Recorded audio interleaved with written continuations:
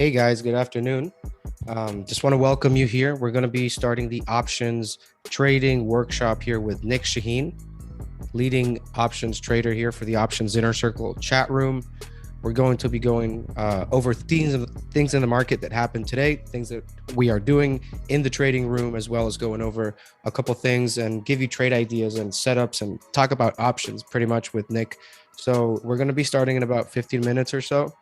And thanks for being here with you guys. We're going to be starting shortly.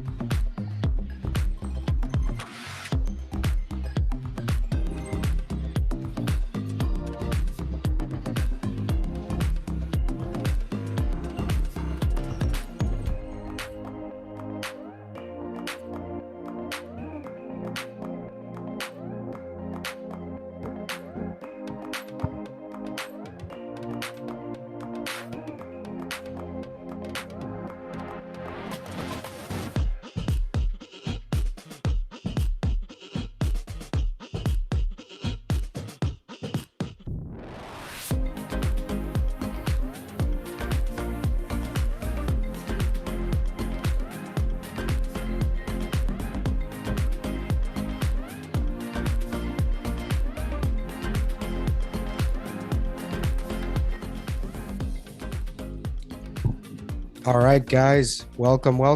We're about to start here Welcome to today's options workshop here with Nic Chahine. Um, let's get started here, guys. Let us know in the chat where you guys are tuning in from. Let us know what part of the world you guys are checking this out today. No, the recording will be sent for the chat members only. Okay. Yeah. I don't know where they were from. So we have here, all right, we have people from Puerto Colombia. Rico, Clovis, Texas, Michigan. All right, let us know, guys. Keep the tickers coming in. Let us know where you guys are tuning in from. In the meantime, what's going on with you, Nic? How are things going in the trading room? Pretty busy day. Fun day. You know, the room was growing, so it's a lot of hard work on my end in order to keep it as organized as it is. But everybody contributes all kinds of questions left and right, from trading platforms to crypto. Believe it or not, the conversation is getting heated on crypto, even though we're all novices in it. There's a lot of money to be made in crypto. Yeah, of course. I remember your call there on Solana. Yeah, that was a big win. And yesterday I bought something I had never seen before. And I bought it purely on a chart. And today it was up 11% when crypto was crashing. So I was happy with that. It wasn't a big thing, but still a moral victory. It's more than option. So I mean, you delve into crypto pretty well there as well. It's, investing and trading is all the same concept. How you do it, what vehicle, whether you buy shares, you use the futures, you use options, the concept is the same. There are no shortcuts if you want to be successful for the long term. And that's the point we try to drive home. So my goal is not to give trades. I share trades all day, every day, and every week. But the goal is to teach you a method where hopefully you come to me and say, hey, I'm seeing this. Do you see it? Let's do it. And that happens. It happened this week. A couple of people brought to me trades that I wasn't tracking, and they played out. It's the power of the community for sure. Yeah. And all right, guys. So let us know really quick. Just put in the chat there. What do you think is the main theme moving the markets? Or at least what do you think is your main concern in the markets? What do you think is that one thing that you think is going to impact the markets right now? Like manipulation. Yeah, Dylan, I'm with you on that one. Positive or negative, whatever it is. Inflation. Okay, Yomir, I disagree, but I'll talk to you about it a little bit. Demand. Demand's there. Infrastructure package. I couldn't care any less about that. Personally. Hackers. Yep. Inflation concern. Seasonality. Not sure seasonality is going to come into play. I mean, nothing is usual. So, Richard, under normal circumstances, maybe. Supply chain is a concern for sure. Fearing fear itself. Forecast of the economy. The economy is just fine. Too fine, in fact. Crypto. Better get used to crypto, Susan. I'd be more than glad to have that discussion. My wife hates it. Every time I talk crypto, she says it's Cole's cash. But anyway, crypto's here to stay. In fact, it's going to replace money eventually, but that's a long transition. Interest rates. Ray, I could ease your fears there. I don't think interest rates are going anywhere fast. Yeah, and well, Biden said he's going to make his decision in 4 days about maybe putting Powell again or putting that other lady. 4 days? Where did I miss that? Yeah, I read it today, a couple minutes ago. Oh my gosh, I missed it. That's pretty important. He'd be an idiot to replace him. That's my opinion. Not because I like Powell. I think Powell was the wrong guy for the job. But what Wall Street hates are question marks. You bring in somebody new, that's a whole set of question marks. We don't know him, the new person. So if Yellen said him, Yellen is the Treasury Secretary that Biden picked, Biden should listen to her. He hired her for a reason. Yeah. So anyway, from a investment perspective, Wall Street hates question marks. And if you bring in the idea of a new person, they will throw a fit first and then they get used to it. But they will throw a fit. And if he reappoints Powell, the markets will have a relief pop, which would be shortable for a short period of time. So know to be ready for that headline. I am biased long for now. I do have some bearish positions on to balance out things. Yellen is an idiot. I don't know her, so yeah, maybe her I don't know her IQ. I didn't say she was right or wrong. I just said if you want stocks not to fall, he better listen to her. I'm simply talking about stocks or markets. Yeah. Not discussing politics. Supply chain issues, yes. Let me tell you what I think is moving markets today, and not what I think, what the lines are saying. Okay, so if you want to open up with this, I'll show you. Can I share my screen? Yeah, go ahead and share your screen, Nick, and let's get ahead here with the session. Okay, so I'm going to share my screen. This will stop other people. Oh, by the way, hey, I didn't see you up there. But there you go. Okay, so you can see my screen? No. No, not yet. Not yet. How about now? Now I can see it. Yeah, okay. So this is the market, right? So we had a few down ticks in the last couple of days, and the reaction, I think the market is trying to price out a rate hike. And here are the clues about that. The TLT is falling out of control, which means the TNX, which yields are rising. That is pricing in a rate hike. The other one is the dollar hasn't been as strong as I can't remember how long. Look at that breakout in the dollar. I am long the dollar. I shared it weeks, if not months ago. It's taking forever to get money out of this, and now I have a steak dinner out of it. So jokingly, of course, it's a pretty good trade so far. It's more than a double. And it, technically this breakout should come to here. So, but here's the thing. A rate hike means a stronger currency. So this is proof of the market pricing in a rate hike. But if you don't see a crash in the market, that means they're okay with it. So a small red tick here and there is a good thing. It means that the action in the price of stocks is somewhat mature. They're not freaking out. They had a couple of red ticks here and there. But if the outcome of this week is like last week or better, the bears are in deep Bandini. So this is Trading View, by the way. The idea of reading the headlines, you don't need to read the headlines. I knew exactly what was going on just by looking at the dollar and at the TLT. So the TLT should drop on the idea of rate hikes because yields are rising. But here's the thing. The TLT is a buyable dip, in my opinion, because of TINA. If you've heard of it, the acronym TINA is there is no alternative. So fixed income, that's what the bond market does. If you buy bonds or you lend the country money, they give you back reward. Well, the US is the only major country that actually pays a reward.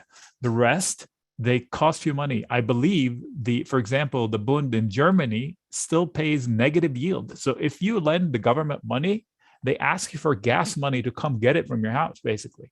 They charge you interest to buy their bonds. So by definition, everybody that has billions to park, they're not going to buy bonds other than the US bonds. So the bid on the TLT should be here. So rates are not going to break out. In fact, I would short it if it tries to. The TNX, you can't short the TNX. So TBT would be mirrors this. This is a big trigger for rates. So if yield gets above 1.7, it could get to almost 2, if not higher, with one last resistance zone up here. I don't think it will break out. But of course, if it does, I wouldn't short it. And the way to short this one is using the TBT. TBT has options. The TNX does not. So the TBT would be one way. Or if you wanted to short the rates, yields, that thing I just showed you, you get long the TLT because they're inversely related, 1-to-1. So what's going on is you think fear is this and this and this and this. This week, the jitters are they are trying to get, come to grasp with the idea of a rate hike or two. Meanwhile, the stock market has never been higher and the bears are in trouble. The bears are in trouble because of this finally, for weeks and weeks and weeks and weeks, I've been tracking the breakout on the small caps. So the S&P, the NASDAQ, and the Dow even, they all broke out except for this one, was mired down here below its highs for months and months and months and months. This is weekly candles. And then finally, boom, they broke out. And now we're having 2 weeks of confirmation above the breakout lines. So this breakout should have 250 to 270 target in it. So if we rally another 8 to 12%, don't be surprised. Yeah, oof. Hey, this could be whatever chart. I would have the same comments, all-time highs or not, small caps or not. This is a breakout. Watch this. Hold on. Watch this. So let me see who did it. NVIDIA did it. So check it out. NVIDIA. What is this? Hey, somebody was asking about car in the chat room after the market closed. Okay, so NVIDIA, these are weeks, by the way, weekly candles. So that's a long period of time. NVIDIA, for a while in 2020, we had the crash, then we recovered, and then we broke out, right? So COVID muck here. And then it rallied. And look at this weekly candle. Wow, right? And then they spent how many months going sideways inside of it? And once they cleared it, look at the rally they did. And then they repeated the process here, arguably, for another leg higher. So when a stock goes this much, goes on a run, and then spends a long time consolidating, and then finally breaks out of that consolidation zone, they extend to another leg of the same size, technically speaking. So that's what the IWM may be doing. So let me go back to the IWM. Similar situation. They ran from here to here. They've consolidated, and now they just broke out. And I imagine they have another, I said 250. I booked a lot of longs. I left runners. So the setup was there. We chatted about it in the chat room. I remember when you called the IWM breakout, and once that breakout happened, everything else followed. Right. And every day, all day, we discussed this back and forth in the chat room. And as an added fun now that I've had people in there for a while, I'm making some shorter term comments, like on Tesla, for example. In the last couple of days, we've had huge wins in Tesla. I'm trying to find what time frame would best show us. Okay, so this is Tesla 5-minute chart. So active charts, right? Fell apart. Everybody hates it now, of course. And then it fell apart, and I said, hold on, let me put my drawings. I drew a line right here. I kid you not, yesterday at 11:35 Pacific, I said, I'm getting long Tesla. I think it'll play out. No joke. Like a minute later, this happened. So it was a massive win out of nowhere. Shared it in the chat room.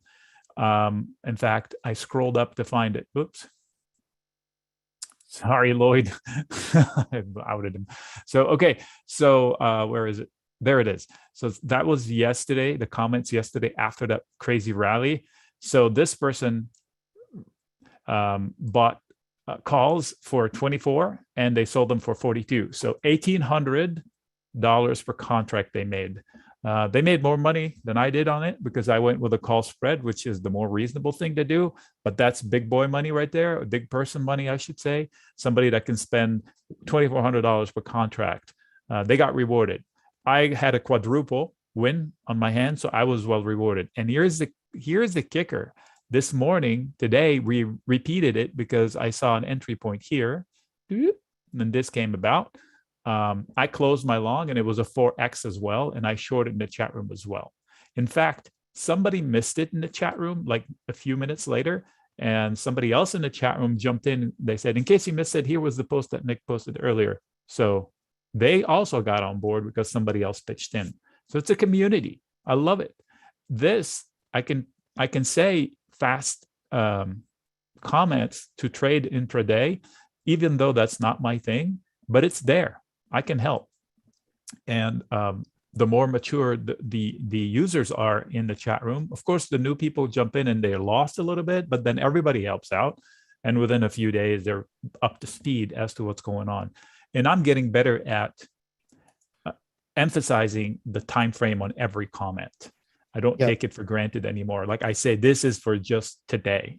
When I say make a comment, I'm worried a little bit. Somebody says, "Oh shoot, he's worried. I better bail." No, I'm worried a little bit about the next 5 minutes, but not any longer than That's this. pretty interesting, Nick, that the option trades that you're providing for the chat members are not just for, let's say week to week, but also, longer active time frames out there. So here was the last comment today. This is what I was waiting for. And I said, well, they left us this one for tomorrow. I hope overnight they don't go above this line right there, because that is the trigger tomorrow morning. So if tomorrow the day opens with Tesla and we're still below that number right there, 1057 and a half-ish, I think, that becomes the trigger for the next leg higher. Up here, it will close the gap that it did a few days ago, but I think the target of this move is 1080 to 1095 of this move only on the chart itself. Of course, if it loses footing, it will jump back to here, and the trade would be to set long down here. But all of these are active trades for the chat room. That is not what I aim to do. My goal is to share longer term setups and teach people how to use options. And first of all, read the charts in a logical manner and use the options to set the trades in place that would give you swing trades opportunity. Perfect example, Teladoc today. I shared a trade on Teladoc because it just paid us big time recently. They reported earnings. Hold on, 120 will probably give it to us. Okay. On earnings, they had a crash. I sent out a note. I said, I'm getting long. Everybody chased it. We got this immediately, almost in minutes. And then I booked my long and it did this. And today I renewed my long. So I shared the setup for the swing trade opportunity to capture this. Okay, so that setup is working. It got off the ground well. Then within the day, there was an opportunity to trade this breakout and another breakout that could come tomorrow off of this. And it played out. I said, hold your horses. There's a mini breakout here to lead us this one, but if they take this out, they're going to have a pop. And sure enough, I said 138 is coming, but we ran out of time. So we'll see what happens tomorrow. But it is a swing trade opportunity that I'm trying to capture. And then intraday, I saw the opportunity to trade it faster for those who like to trade it faster. Okay, so I see some people are asking, how do they sign up for Inner Circle membership? So guys, so I'm posting the link there. If you can, in the chat, in the Zoom, I'm posting the link. This is the chat room, where the trading room, I'd say, where Nick is basically all day giving you trades from the morning. He pretty much gives you a plan from like 8:30 a.m. What is the plan for the day? And also we have weekly live sessions for chat members only. It's not what we're doing here. That's private. It's not on YouTube. It's just for the chat members. And basically we adjust the portfolio. We recap the week. We make adjustments to the trades that we have. And we also prepare for the upcoming weeks. We digest the news that comes out during the weekend, which is a lot. So that way, Monday, you're ready to go with a plan. So I'm putting the link there, guys, and it expires at midnight. So this is an example of what Rodrigo is talking about. Every day I post a plan for the day with levels. Was that yesterday? I can't remember. Yeah, that was yesterday. Yesterday's morning notes had a portion that said the ETF levels, 469. Let me see here. 469, that was a resistance level. And then throughout the day, I posted an update. Morning note to us today, that was yesterday. And then the update on the SPY. I said 469 would be problems. Look at the high print of the day was 469. And then it fell into support. The line was there already. I didn't draw it. So they bounced off my line. So I draw the lines because that's what I use for my own. And if it had gone above 470, I think they would have ran to 472 with one last leg. So this information is available every day, part of the chat room. In fact, this is 11:16. So that was this morning. The plan for today, choppy action overnight. My thesis is still bullish. Okay. Short term, I remain cautious because of the 20 Fed heads talking this week. And then I jumped in and I found out that most of the Fed heads talking today were bullish, dovish. So I did the homework. I went and looked at it. Okay. I looked up their names and the times they were, right here. And then I went and got this picture, said who's dovish, who's hawkish. So these are hawks and these are doves. And I found out that the ones talking today were on this side, so they weren't going to scare markets. So I got us ready before the market even started. That wasn't me, that was somebody else getting ready. So this is the plan. Charts for everything, futures, the earnings setup for the day. That was the earnings setup.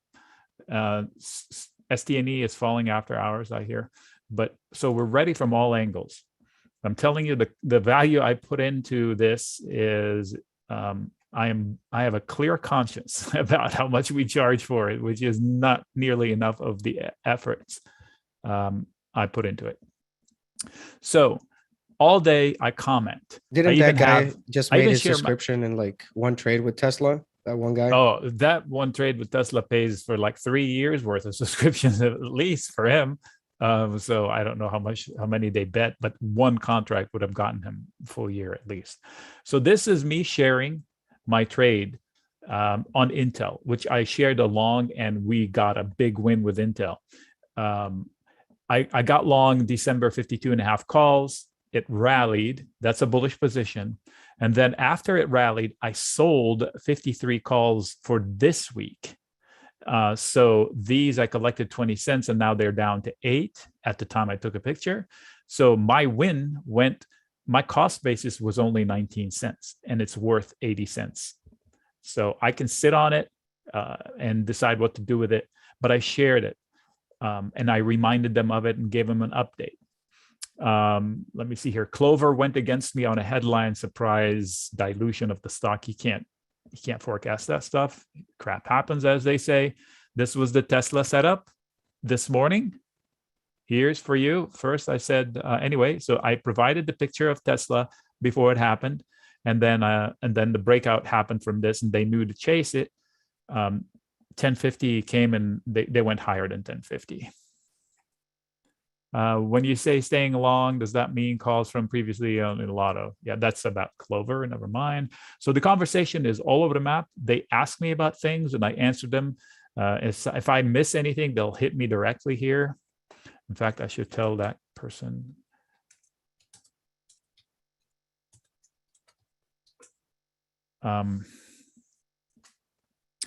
So as far as minimum required to trade options, it doesn't take a lot. It depends on what kind of trades you want.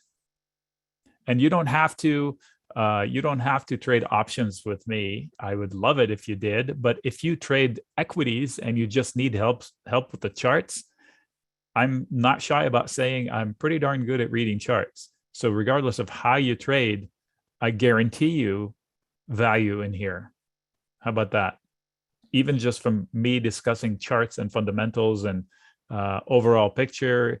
And just imagine this: if you had somebody to talk to before you took a trade, and in this case I do futures, yes. If in this case you have hundreds of people in there, so we have our watch list. Maybe I'll show you the watch list I did for last week. Hold on. Oh, where the heck is it? 1 second. Nope, not this one. I'll come back to it. So every Sunday, by the way, part of the chat room, this is from my own pocket, so to speak, as far as time is concerned. Every Sunday, I offer my time in the morning to meet and discuss charts. It's a free webinar for every Sunday. And I do it out of my own time. It wasn't part of the deal. And here's the outcome: a 2-hour video every Sunday. And this is from 11/14, Sunday, this Sunday. Look at the long list. These were all discussed one by one live.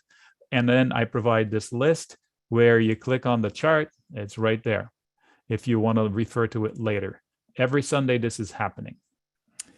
Can we join Sunday? You can join Sunday if you're part of the chat room. Sure. I share the link. We meet on like a Zoom-like meeting place where, there's a chat room going on like we have here. Only members can join. the chat, and you can pitch in. I provide a list where a form where you can submit your tickers ahead of time. So this chat room here is open all day, every day. How to actually, yes, we will talk options right here. But we kind of jumped into it. That's how the conversation went. We will definitely discuss options, spreads, and whatever. Just setting the format of the chat room is free form during the day. The write-ups, expect at least one full write-up with a video 4 times a week, at least, like full 15-minute video. Like today was Teledoc. Actually, today was 3. T-Mobile, Teledoc. Shoot, I'm drawing a blank on the third one. I forget. Yesterday, there were 2. CrowdStrike and TTCF. TTCF opened up 3% and then reversed. CrowdStrike's still doing. So, but then throughout the day, we discuss options. I have a few people that do nothing but futures, and they discuss them sidebar with me. I share futures charts every day, and I will discuss any chart you want. Should I join? Let me see here. I'm very new and not following everything. That's fine, Margaret. If you want to learn, you have me all year if you join. So if you don't follow on one conversation, all you have to do is say, you know what, I missed it, and do it sidebar. You don't have to face me in public. And then I will try to get you a video, or I will try to answer you completely right then and there.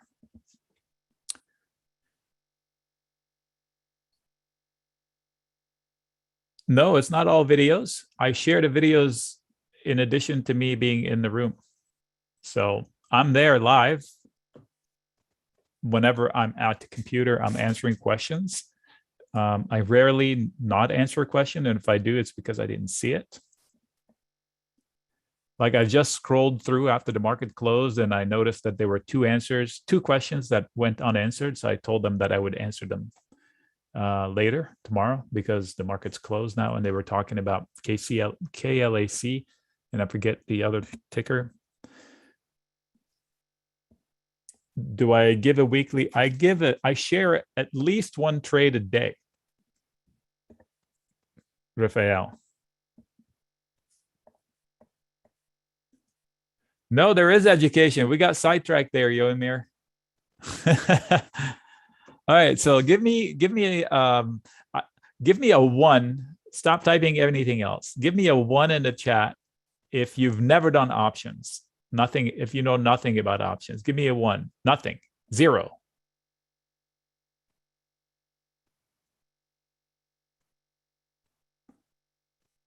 Okay, so we have a lot of BBBY. So we have a lot. Okay, I got it. Good. Okay, so I'm going to unhijack this conversation. Okay, I'll unhijack this conversation. We'll go to options. All right, and then we'll come back to charts. Okay, let's go. So this is my practice platform on E-Trade. I'm not recommending it. It's just what I like to use for practice. Okay. We have an options table in front of us. This is called the table. First of all, what are options? They are contracts between buyers and sellers. And if you want to think about it, you trade them instead of trading the stocks, the equity. They could lead into equity trades, but you don't have to. So the first question that I sometimes get is, do I have to own shares in order to buy a put or a call? No. Is put a bearish thing and call is a bullish thing? No. They both can be both. Depends on what you do with it. Okay. So I'm going to delve into the options world, but first I'd like to get one thing out of the way. I'd like to define risk. It's going to sound silly, but this is where, if you take notes on this next 10 minutes, I kid you not. I mean, that's like worth gold for me when it was like an aha moment years and years and years ago. So pay attention. Defining risk. If I asked you right now, define risk for me, I bet you that most of you will get parts of it right, but none of you will give me the right setup that I'm looking for. So I'm going to spare you the trouble because I know what you're going to say, how much I can lose, etc. So risk is two pieces. The best way to think about it for investing, but also in real life, like on anything, even in sports, risk is two pieces. The first one is, what's the consequence? Okay, in this case, we're investing. So how much can I lose? Okay, what's at risk? The consequence if things go sour. So yes, thank you right there, Lynn. So that's one thing, the consequence. The second part, okay, and it's the, what are my odds? So what are my odds of winning or losing? And now I know both things. I know how much I'm risking, and if I take the trade, I'm okay losing all of it. If I take the trade, I better be ready to lose all of it, because schmut happens and you could lose all of it. And then the second part is, what are my odds? And you need to know these two things to take the trade. If you don't, then you're missing a big piece. And here's the thing. This is the part you manage, not this. This is a decision is made and you move past it. This is the part you manage. So please try to resist to, quote, average down. That's like so counterintuitive. So averaging down means making your problem bigger. You better have a really good reason why you're averaging down. A, you know something that now you're more sure about, or you see something on the chart, therefore you can average down just to get out of trouble, meaning you act on it and you unaverage down if it doesn't happen in your favor. You know what I mean? So averaging down as an investment, these days, it no longer works like the olden days. I promise you that. So here's one way you can average down is not take the full size to begin with. Take half position. Then if it goes against you, add the second half. That's not averaging down. That's just getting in tranches. That's different versus taking the full size position you want and then deciding to make it even bigger when it comes in trouble. That's not a good idea, in my opinion. I don't know one successful trader like for a lifetime that does that as a practice. In fact, they all say don't ever average down. I don't want to say that because sometimes it works with people who know what they're doing. But as a method for somebody who's just willy-nilly, they bought Hyliion at 22, it fell to 18, they added a little bit more, it fell to 14, they added a little bit more. That's a horrible idea. Okay. All right, stop losses are a good idea. Very good idea. That's this part. You manage it. So here's the thing. Taking a trade means you know something the other person doesn't. Because when you're taking a trade, you're buying something, you're selling something if you're shorting, right? Calls, puts, stock, whatever, land, car. So you think that somebody's making a mistake that's taking the other side of your trade, correct? Because why would anybody sell a share unless they think it's not going to go up anymore, and vice versa? So when you take a trade, you know you have an edge, and that edge is that percentage right here. And usually it's a subjective number. Luckily in options, that's an absolute digit you can read off the page. So let's get back into options. So we got that point. How much can I lose? And what are my odds? So my success comes from this part, because I'm pretty conservative when I'm using options, and I always set the trades up in my favor. So the other side of my trade is always smoking hopium. So things have to go really wrong for me to lose money, because I set my trades, try to be boring as possible. And I'm not talking about the fast Tesla trades that we just discussed. I'm talking fundamental setups. Like if I go long Teladoc, I make it along where it would have to collapse for me to lose money, that kind of thing.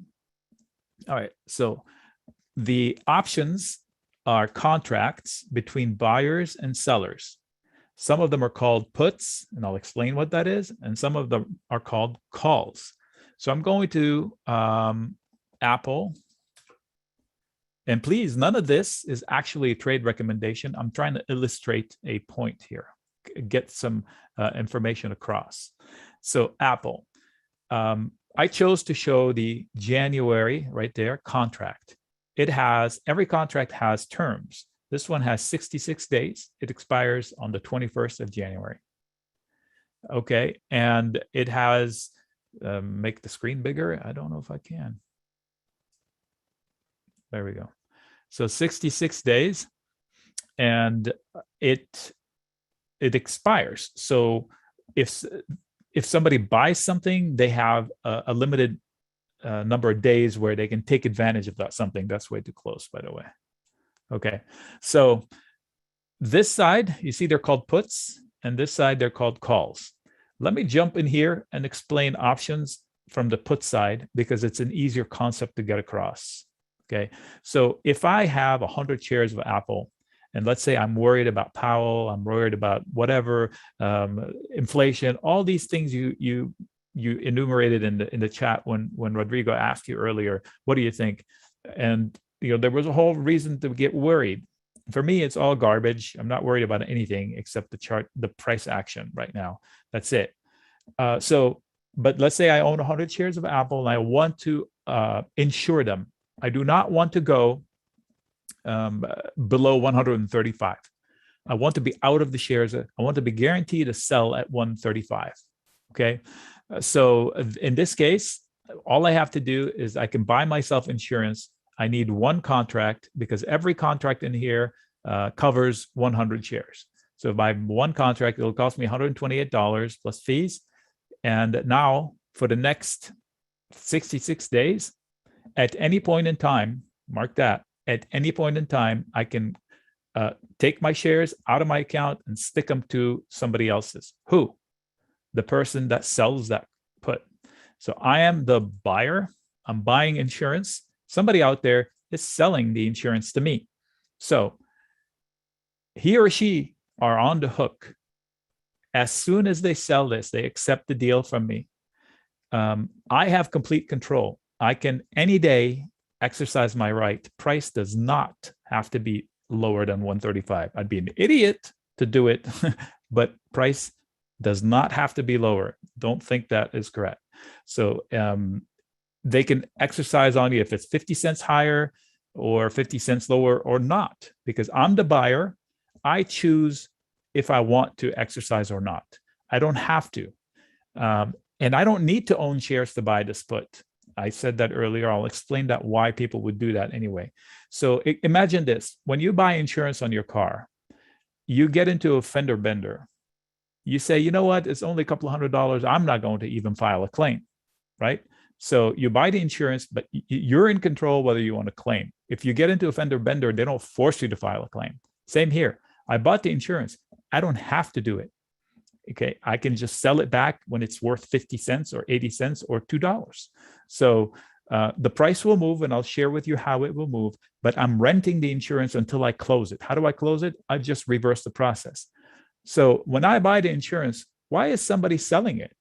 Okay, so they're not necessarily bearish, Apple. That's why I told you the puts are not bearish unless you use them in that intention. So let's say, here's Apple. Let's go to a daily chart. Take the lines out. I'll explain the lines later. And let me see here, move it down to here. I say, you know what? I wish I had bought Apple at 140. Let's say if I said that to myself, I wish I bought Apple when it was a 140. Look, it was good support. So what do? I go out and sell the put at 140.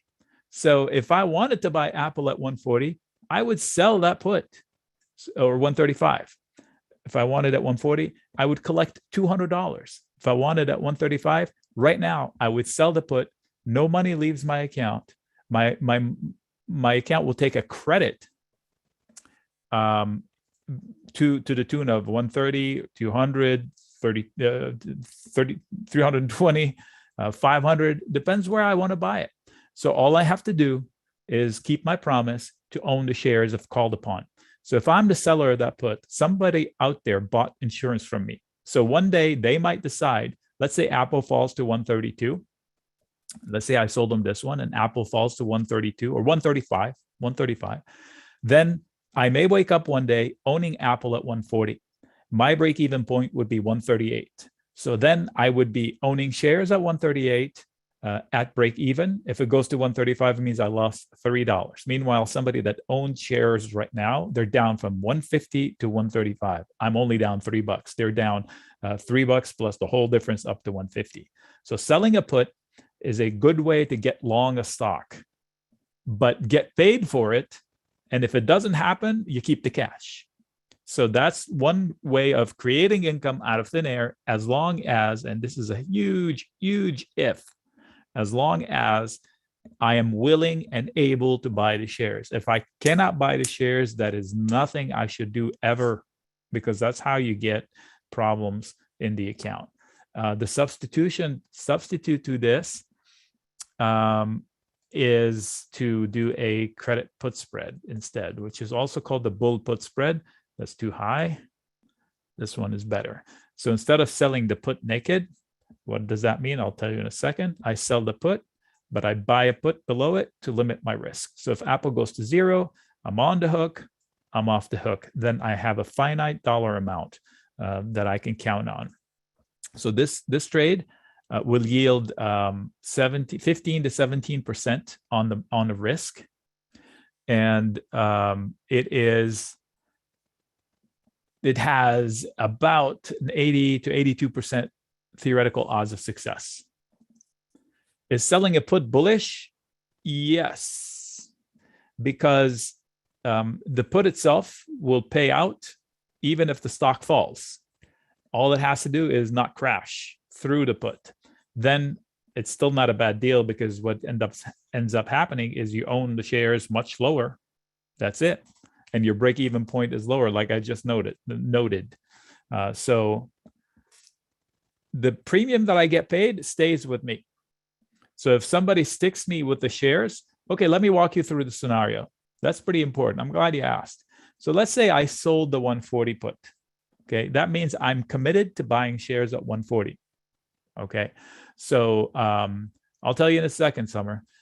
If I'm committed to this. Let's say the scenario happens where Apple meanders lower and then one day woof, falls to 135 out of the blue for whatever reason. It can happen. It's not that far off. So this $200 credit I collected will turn into, on paper, 500, 800, 1100, and then it looks like I'm losing 1,000%. But I don't panic and buy it back, because my intentions were to actually own the shares. So I don't do anything with that, quote, paper loss. The only way I realize the loss is if I buy it back, panic, and say, oh my God, no, I need to get out of this. How do I get out of this? Well, you close it by buying it back, but you collect the 200 and you're paying 800 to buy it back. That's not a good deal. You just realize the loss out of thin air that you didn't need to. Because for me, I sell a put because I want to own the shares. So the worst case scenario is it shows me a lot of paper losses on my put sold. And then one day they decide to give me the shares. Maybe not. Maybe they do. Maybe they don't. I'll share with you a scenario that happened to me last year where they didn't.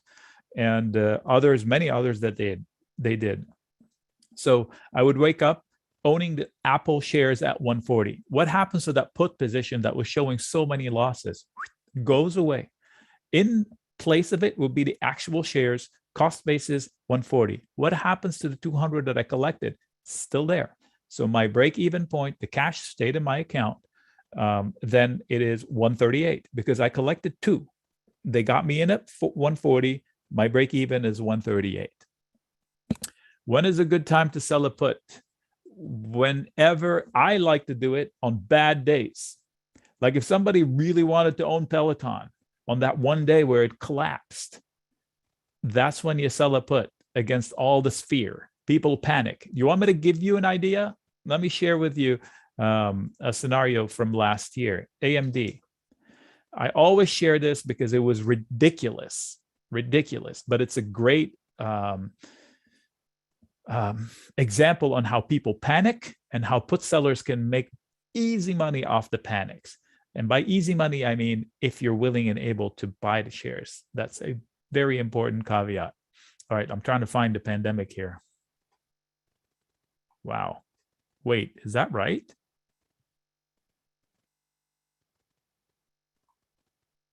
Where is the pandemic?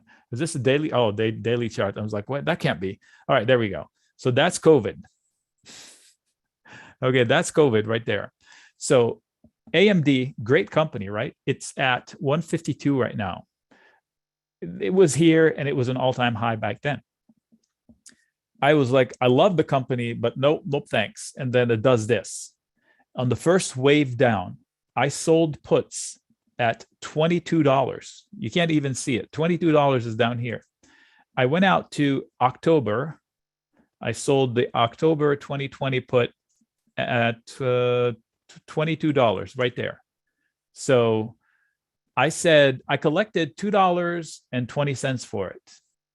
So somebody wanted to get out of their shares at $22. And my worst case scenario would be for me to break even at $20 for AMD. $20. I was like, I will do that as many times as I can. So if I did 10, I collected $2,200. Nothing left my account. Money went into my account. And all I had to do was promise that I would buy the shares at 22. Okay. Remember, I collected $2.20. So that means they expected another dip from 22 down to the 20s there. Okay. So I did that. And then the stock popped. We had relief pot. And I didn't close it. It was a win. The $2.20 turned into like 140. So I could have booked 70 or 80 cents, $800 out of nowhere per 10. I didn't. And then it did this. So then my position showed a lot of losses because that $2.20 went back in the red. They went back to whatever it was, 3 or 4. I didn't even look at it. I don't even remember. So what did I do? Instead of panicking and buying my position back, I sold more. But this time I sold them at 20 for July because the stock went further lower and the VIX exploded. You remember the VIX? The fear factor exploded because the market crashed for good reason. I repeated the process, sold another batch at 20, and I collected $2.20, oddly enough, exactly the same amount. So if I did another, yep. Hey, Nick, really quick, just want to give a shout out here to Vasa, Poye, and Brian for just joining the chat room, the Options Inner Circle family. Shout out, guys. Pew, pew, pew, pew. Hey, thanks for joining, and hit me up in direct message after this or tomorrow morning so we can just get you up to speed and hit the ground running, so to speak. In other words, don't be shy about asking questions. That's the only way where you get up to speed and not get frustrated. All right, so I repeated the process, and another $2.20. This one broke even at 18 or lower. So people panic. So to answer your question, when do you sell puts? If you can find yourself a panic sell into a stock you know the value of, that's when you do it. So I was confident that Lisa Su, the CEO of AMD, had built an incredible company, and look at what it did. Okay, so this, I won't chase it up here. This is where I say I take it off my watch list, call me when it crashes. Then I'll be going out there selling insurance for people who want it. That's the way, those are the easy trades. So when Apple, I did that to Apple, if you can believe it, when it fell to 80. I did that to Boeing when it fell under 90, and I shared it in the chat room, Boeing. Do you remember when Trump was at the helicopter, somebody asked him, what about Boeing? They were talking about the airlines, how they need to rescue the airlines. What about Boeing? Boeing was under 90. I kid you not. He said 2 times or 3 times, he said, we will help Boeing. So I went into the chat room. I said, long Boeing, however you get long. I sold puts and bought calls. Boom. So that's when people panic and you do your homework and you find levels and value in the company, you can take positions like this that are easy wins. Cash secured puts. Yes. In other words, when I sell a put, I need to be able to buy the shares. However, the platforms do allow, for some reason, people to sell when they can't even buy the shares to a degree. They have some sort of formula and they take a little risk on you. And then they change the tune if something goes wrong. So that's why I'm saying, if you cannot buy or do not want to buy shares, do not sell the put. Because the platform might let you get in trouble that way, even if you mathematically don't show enough money to do it, which is pretty ridiculous. That should be illegal from their part, but they do. So credit put spread or bull put spread will be the second best option. So back to the options table. This is selling a put. Me being the insurance company, the buyer of the put, they want peace of mind. They still love their stock. They just want to keep it with clear conscience. So it's not bearish. If they were bearish, they would sell their stock. If I was bearish, I wouldn't sell the put. So people say, oh, there's a lot of puts. That's bearish. Let's go buy that put. Well, here's another lesson that you will hear out there. Most options expire worthless. So why are you chasing the high number of options? That's clearly where, quote, most options are. And those are the ones that are dying worthless. Here's a little secret. You know you've heard the term market makers. And you've also heard, probably, if you've not, then you should know it, that they don't lose money because they rig the game. So market makers make the market by selling stuff. So when you're buying a put or a call, you better know that your opponent is most likely a market maker. And if that's the case, you've got a tough fight on your hand. So it makes sense to get to know options enough to try to sell them for income rather than buy them and hope for a rally. There are ways to play along with the market maker while buying, but if you know the ins and outs of options, and that's where I help, I tell you which ones that I shouldn't buy and which ones I shouldn't sell. So it's easy to make mistakes that cost a lot of money in options because they do move fast. But with a very few set of rules, it is so easy to avoid the mistakes. And then you have issues once in a while, but not consistently. Okay, that's the second person that asked that. So they're asking, how do I know the percent of success? So before, I will get to that, but I don't want to jump to it without wrapping up what we just did. What did we just do? We defined what a put option is. It's a contract between a buyer and a seller. The buyer of the put is buying insurance, is guaranteeing themselves the ability to sell a stock at a certain price. The seller of that put is hoping that buyer of the put would actually follow through and give them the shares. So they're both hoping for price for them to get what they want. But in this case, they're both bullish. One wants to buy the shares, one wants to hold the shares, but with protection. So it's not necessarily a bearish thing. Now, some people buy a put to, quote, short a stock. That's pretty smart compared to shorting a stock outright. I don't know if you know this. Shorting a stock outright, how it works is absolutely insane. Because what's the number one rule of taking a risk? I'm waiting.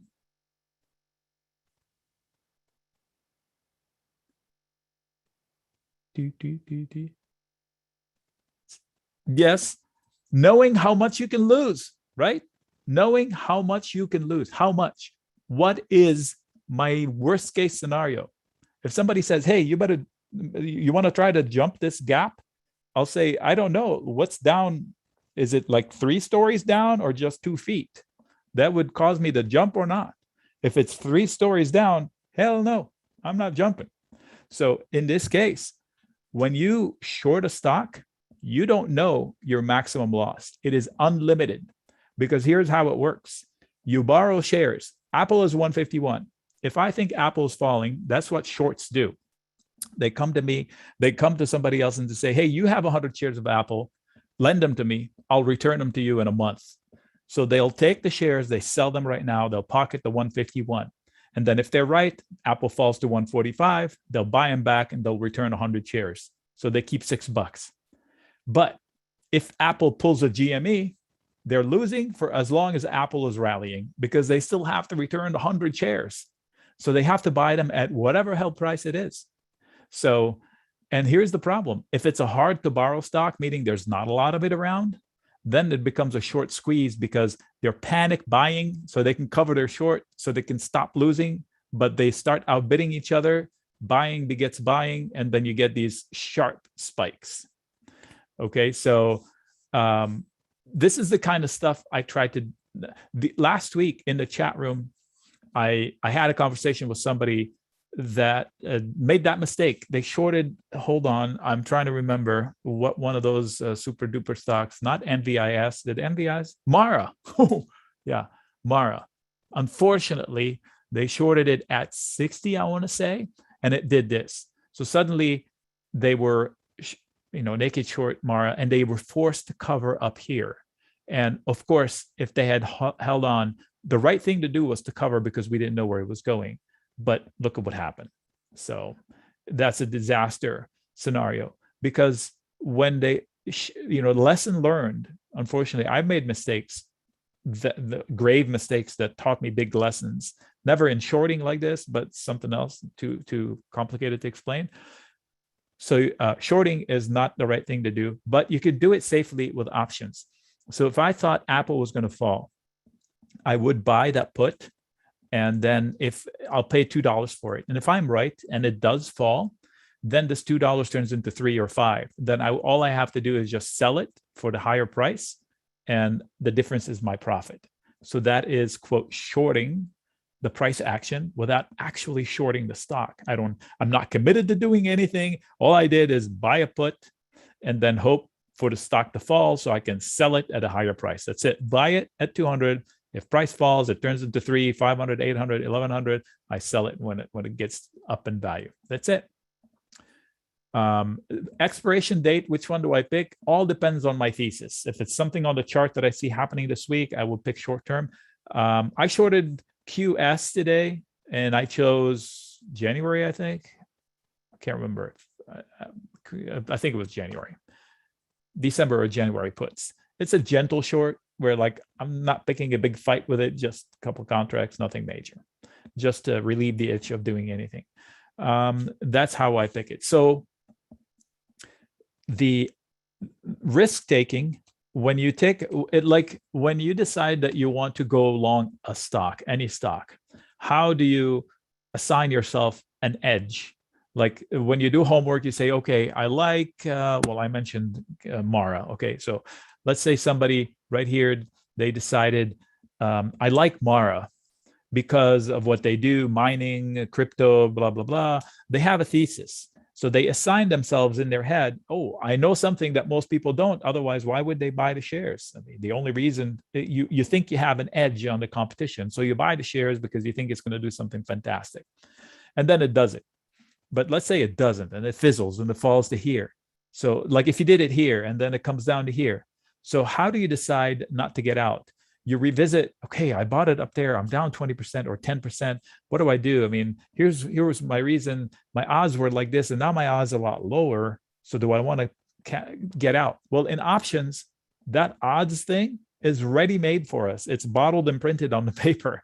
So here is the odds maker in options. Back to January contract, same one we've been looking at. I have columns over here. Focus on one of them called the delta. So you've heard Greek. There's Greeks, so you got to learn the Greeks. No, you don't got to learn the Greeks. You just have to use a little bit of logic and know what are the variables that the Greeks represent. Delta is your odds maker. Very simple way of displaying what are my odds. So what was the price? 151. Currently, Apple is right here, correct? So if I go over to here, the delta is about 50.5. The minus is for puts, and on this side they're pluses. So forget the minus. The absolute value of the delta is 0.5-ish because it's 151, not really 150. So what does that mean? It's a coin flip. If I buy this, it's like buying shares. I could be right, I could be wrong. When I buy shares, it's a coin flip. It could go up and could go down. I can do homework to add the edge that I was talking about, right? And in this case, I don't have to do homework. I know for a fact that the delta is 50-50 right there. If I buy this put, I have 50-50 chance of winning, just like the buyer of this call has a 50-50 chance of winning or losing. So this buyer needs a rally to win. This buyer needs a drop to win. So 0.5 is my odds. Let's say I wanted to short Apple and I buy this put I was talking about. I'm keep going back to it. I'm not recommending it. That's because we've become familiar with it. So I'm going to take it. If I buy it the delta is about 20. So that's roughly about only a 20% chance I'm going to be right. So there's only a 20% chance that in the next 60 days, Apple is going to be at or lower than 140. So if I buy it, I have more hope than not that it will work my way. So somebody selling it has the advantage on me. The odds are in their favor that if they sold it and collected $2, there's an 80% chance they're not going to have to pay out and get stuck with the stock. So they have an 80% chance that this $2 are going to dwindle down and die in their favor. I bought it, so I would lose my $200. They sold it, so they would collect the money now, and it dies for zero in their favor. So this is the odds maker, this guy right there. So if I buy this put right here, they're telling me there's like less than a 10% chance Apple will be at 130. Doesn't mean it can't happen. It's just the odds are against it. You would need some sort of an event. Normal price action, given what we know, based on today, the VIX and everything, there's very little chance Apple's going to be there in the next 66 days. So even if you don't trade options, okay, and you come here, you can look and see the body language, where is the prices are skewed. Is it cheaper to get down to 5 steps away from current price, or 5 steps up from current price? So if the calls are more expensive, it means the market has a bullish posture to it. And I usually like to go with the flow. I don't like to swim upstream. So if everybody wants to rally, hey, I'll find rallying type of trades. If everybody wants to fall, I'll find falling type of trades. Okay. The idea of the odds, it lives in the delta. So back to Greeks. Hey, Tyler, there's no Mac or PC. This is a web-based platform. However you get to it, you can play with it.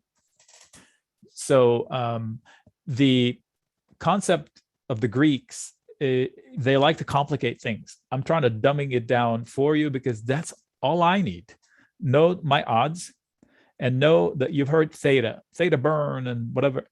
Theta is time, but of course it's fancier when they call it theta. Love Wall Street, right?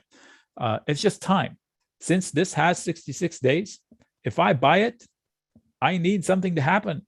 And every day it doesn't happen, the value of my contract dwindles. For example, if the insurance, if I wanted to buy insurance for a month, it's going to be cheaper than buying it for a year, correct? Because there's more days on the clock. So if I wanted to sell my insurance premium, I need more time on the clock. So in this case, if I buy it 66 days and then 65 days and 60 days and then 40 days, suddenly the premiums die. So that's theta burn. Every day, it should be worth less. And here's the part I love. I put love in quotations. Everything else held equal. They love saying that. On what planet do you ever have everything else held equal? Never happens. So theta is just time. So what you need to know is that whenever you buy something, time is a freaking element. So if you think that there's a move coming and you want to capture it and you're not sure what it is, or you don't have a real trigger or anything, and you buy a contract that only has 3 days, you're putting your feet to the fire for no reason. I mean, there's a reason why this is only 2 cents, because there's very little chance you're going to make any money at it. Yet 26,000 contracts exchange hands today. Well, they're probably getting out of their positions. I'm not sure. 125 contracts at the money. What does at the money mean? It's current price, close to current price, 152.50. Current price is 151. So this is somebody hoping, if I bought this for 50 cents, so that's, if I bought one, that's $50 because it's 100 shares, remember, $50. What does that give me? So let's say tomorrow we wake up and Apple is at 155 for whatever reason, or by Friday, Apple is at 155. That 50 cents will turn into $2, something like that. Because as price rises, the value of the contract rises. So that would be, quote, a trade. I invested $50, it turns into 200. I sell it. When it turns into 200, I made 150 out of 50 cents. So why does it rise in value? So we defined what a put is. A put is, remember, I wanted insurance, I bought a put. Okay.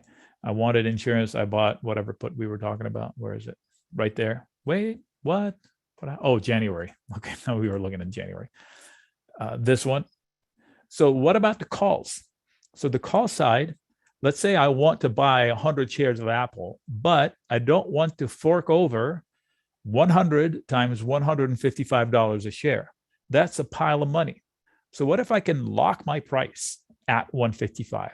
This is what buying a put does. So if I want to lock my price, who buys a call? Somebody that wants to get into Apple at 155 and does not want to fork over the money to buy the whole lot right now. So for $400, they can lock their price for 100 shares. So anytime between now and 66 days, they can call on somebody and say, hey, you owe me 100 shares, bring them to me, but they have to pay 155. So the stock can be lower, but they'd be idiots to do it. When does it make sense is when it rallies through 155 and it's showing posture to go higher. Because in reality, my break-even point is $4 higher, right? Because I locked my price at 155, but I paid $4 for it. So 159 is my break-even point. But at least I locked my price. So what if I don't intend on buying the shares? That's fine. That's still bullish. I'll buy this. I'll pay $400. And then it rallies.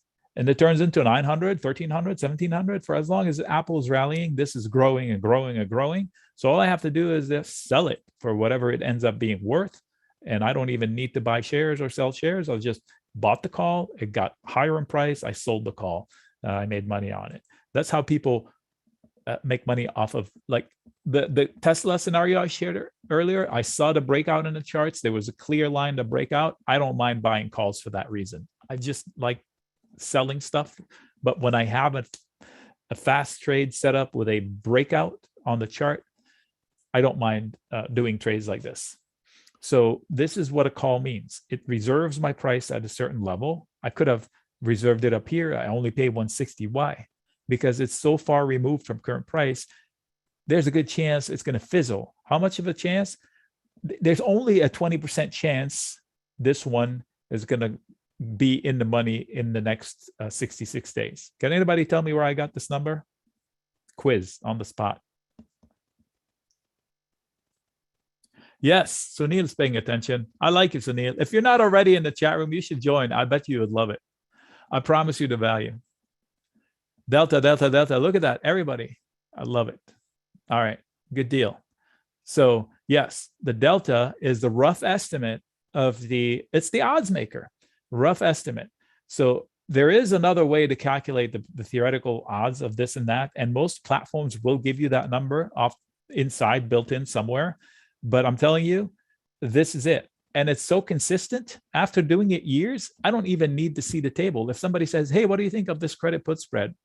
I say, tell me how much it cost and the time on it. And I'll tell you without even looking at a table or a chart, if the odds are in your favor or not.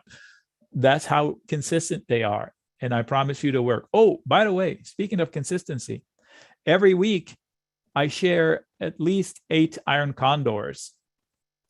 For those people who like to trade iron condors actively every week. I'll get to what they mean in a second, and I'll show you a picture as to what they look like as an example. So, but they're a set of spreads that make up a neutral trade that expires every week. So this is, we've so far, let's recap, defined a put. First of all, defined risk in 2 pieces. One is the amount of risk, and the second part that we manage is the odds. And then we came into the options. We said the odds maker is the delta, and it helps us manage that part. So if I buy a call, if I bought this call and it has a delta of 40, let's say price falls and that delta turns into 20 because price fell away from it, then you say, you know what? I don't like my odds anymore. I should close it. Even if it's worth $2 now, that means I lost $200 per contract. But at least I'm being realistic. Hey, my odds now are way far past the coin flip, so I need to get out. So that's what the odds maker is. It helps me manage my risk. Second thing we did, we identified what a put is. Set of contracts, buyer and seller. The buyer is looking to get some insurance and sleep tight. The seller is looking to get into the stock if it crashes. If not, they made money out of thin air. Conversely, the call side, somebody wants to get the shares in their pocket, but they don't want to fork over all the money. So they reserve their price at a given point. The seller of those shares, we don't want to talk about right now. They're basically either shorting Apple or selling covered calls, and that's a more elaborate conversation for the chat room. By the way, selling covered calls, if you own shares, it's like creating your own dividends. If you don't know what that is, it's an art all by itself, and you shouldn't do it alone, but you should also never own stock. In my opinion, I would never own shares without selling calls against them if they have premium. But definitely don't do it unless you know what it is and you got help. Okay. What's next? I lost spreads. Somebody mentioned spreads. Okay. What's a spread? First, I referred to doing something naked. I said I would buy a naked put or a naked call. I forgot what it was. So let me define what a naked thing is. So if I buy a put, I bought a naked put. I bought a put and only a put. That's a naked put. If I buy a put and I sell one with it, now I did a spread. Okay, so that's a spread, literally spreading my risk. If I bought this one, it's $327.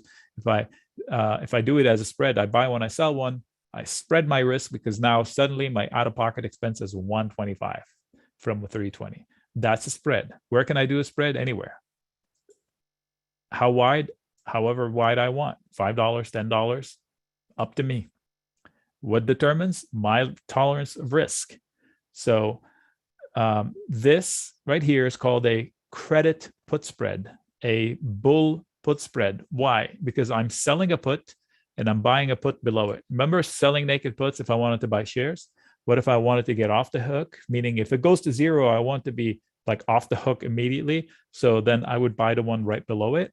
Now instead of collecting $200, I'm collecting $75, but at least I am sleeping tight knowing that if Apple goes to 130, the maximum set amount I can lose is set. I know it. And if the worst case scenario happens, I lose over $4. But if it doesn't, then I make 17% with about 80% odds of success. Those are decent odds, not ideal, decent. So what is an iron condor? Again, this is not a trade alert. Okay, this is not a trade I would take for myself, by the way. That's too much time on the clock and the stock I don't trust. So I don't trust the leadership at Apple, but that's a side thing. So this is an iron condor. That's way too aggressive. Okay, so this is an iron condor. We said 70. Okay, that's better. Hold on. I'm trying to find one that would.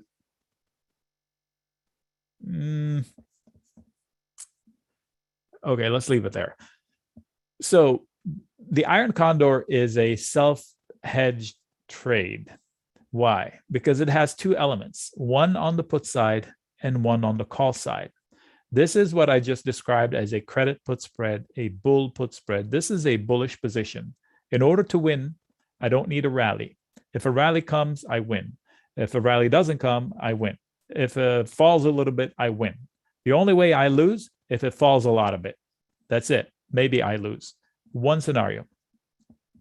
But when I put it together with this one is the exact opposite of this one. This one is a bear call spread, also called credit call spread. I like to call them credit call spread and credit put spread because that reminds me that I'm going to collect money. I'm not spending any money. So I better do my homework, find levels that are bulletproof, resistance levels and support levels. So in this case, if I took this bullish position, meaning I saw some support at or above 140, and then I see resistance at or above 170, at or below 140, at or above 170, then I can sell a credit call spread. So this is bear call spread. For this one alone to win, if the stock, it's a bearish trade. If the stock falls, I win. If the stock doesn't fall, I win. If the stock rallies, I can win. If the stock skyrockets, then maybe I can lose. It needs to run past 171 for me to lose. In fact, my break-even point is $1 into 140. So 138.90. Let's round 139 and 171. So if it goes to 139, I break even. If it goes to 171, I break even. Anywhere past those two numbers, I may lose some money. So why is this so attractive, and why do people love this? Because all you need is price to do nothing, ping pong between these two values, and then you win. So what do you win? This yields more than 25%. What? Yes, because when I open a risk down here, I told you I could lose a little bit over $4. When I open a risk up here alone, I can lose over $4. But if I open both at the same time, I can't lose on both at the same time.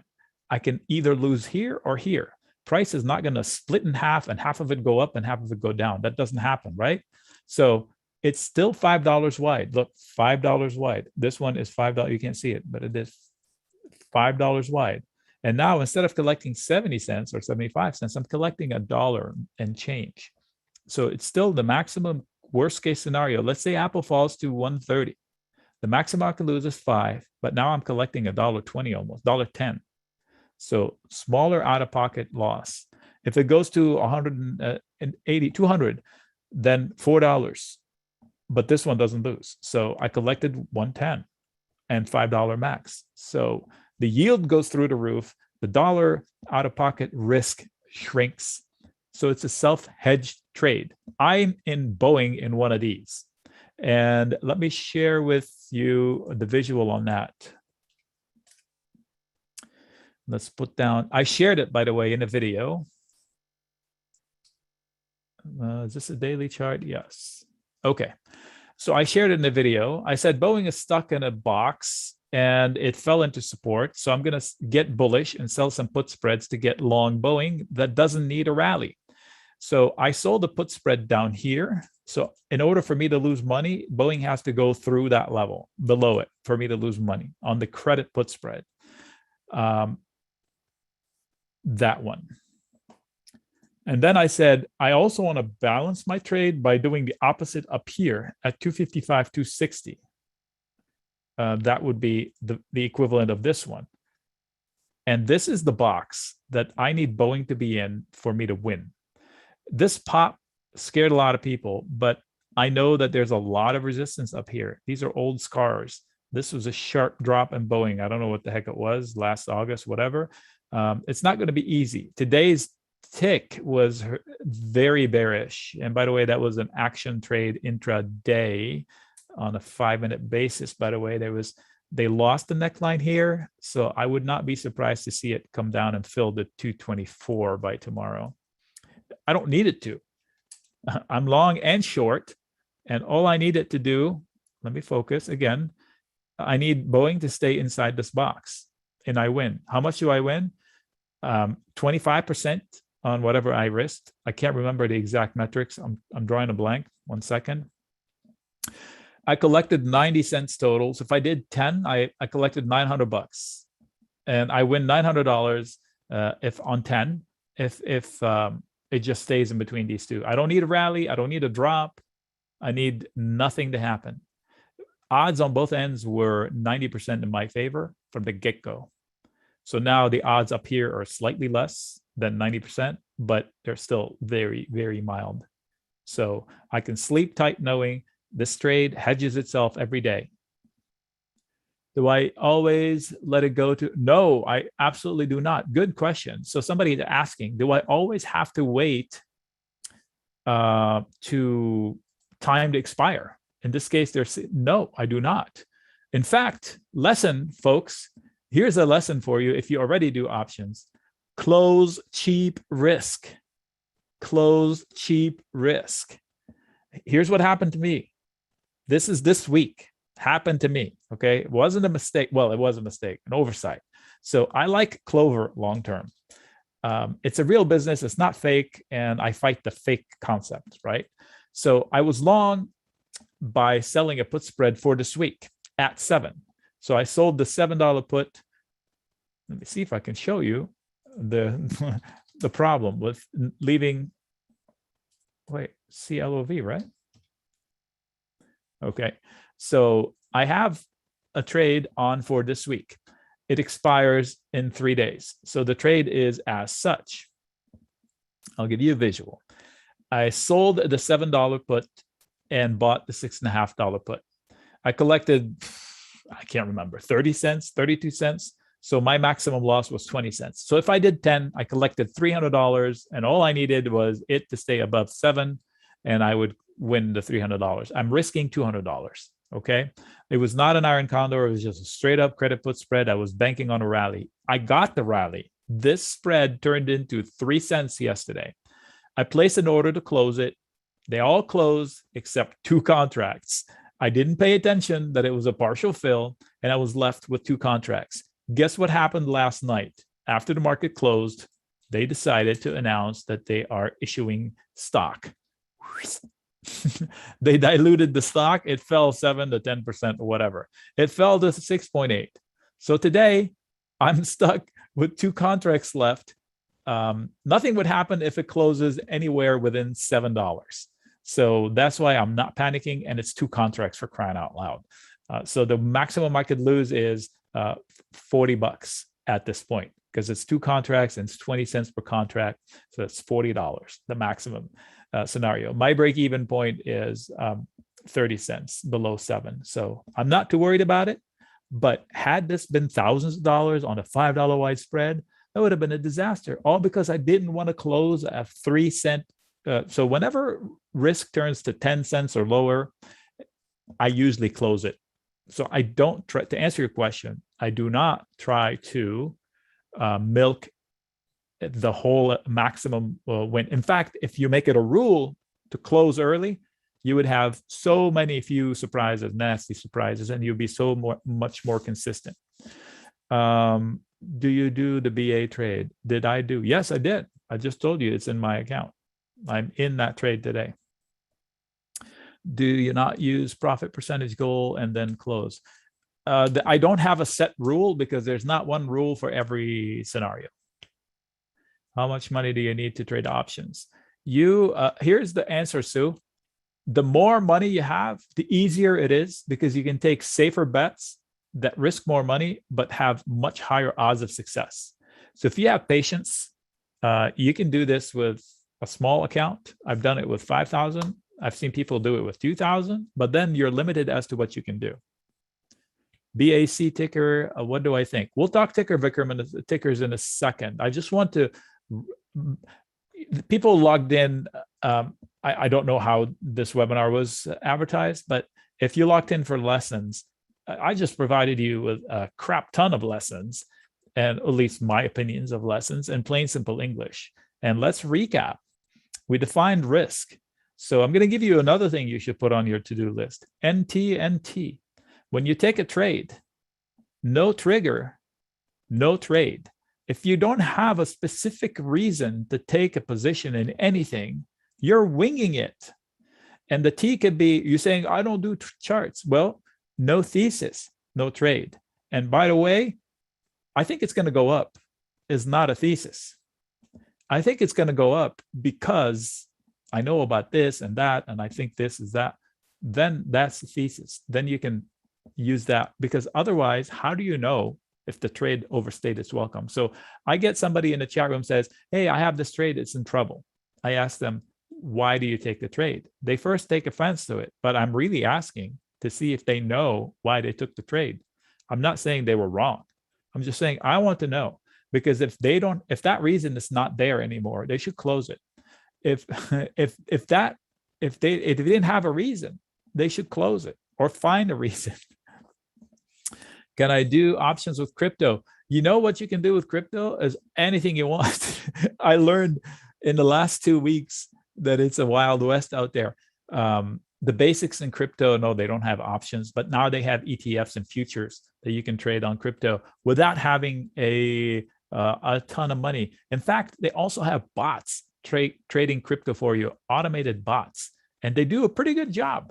A friend of mine, Frank, thank you if you're in here, told me that they have 3 bot positions open for different portfolios, and 2 are doing great and 1 is meh. So let me see here. What were the questions? Okay, so what did we do? We defined risk, and you need to put NT, so you need a reason to take trades. We also defined what a put is. We also defined what a call is.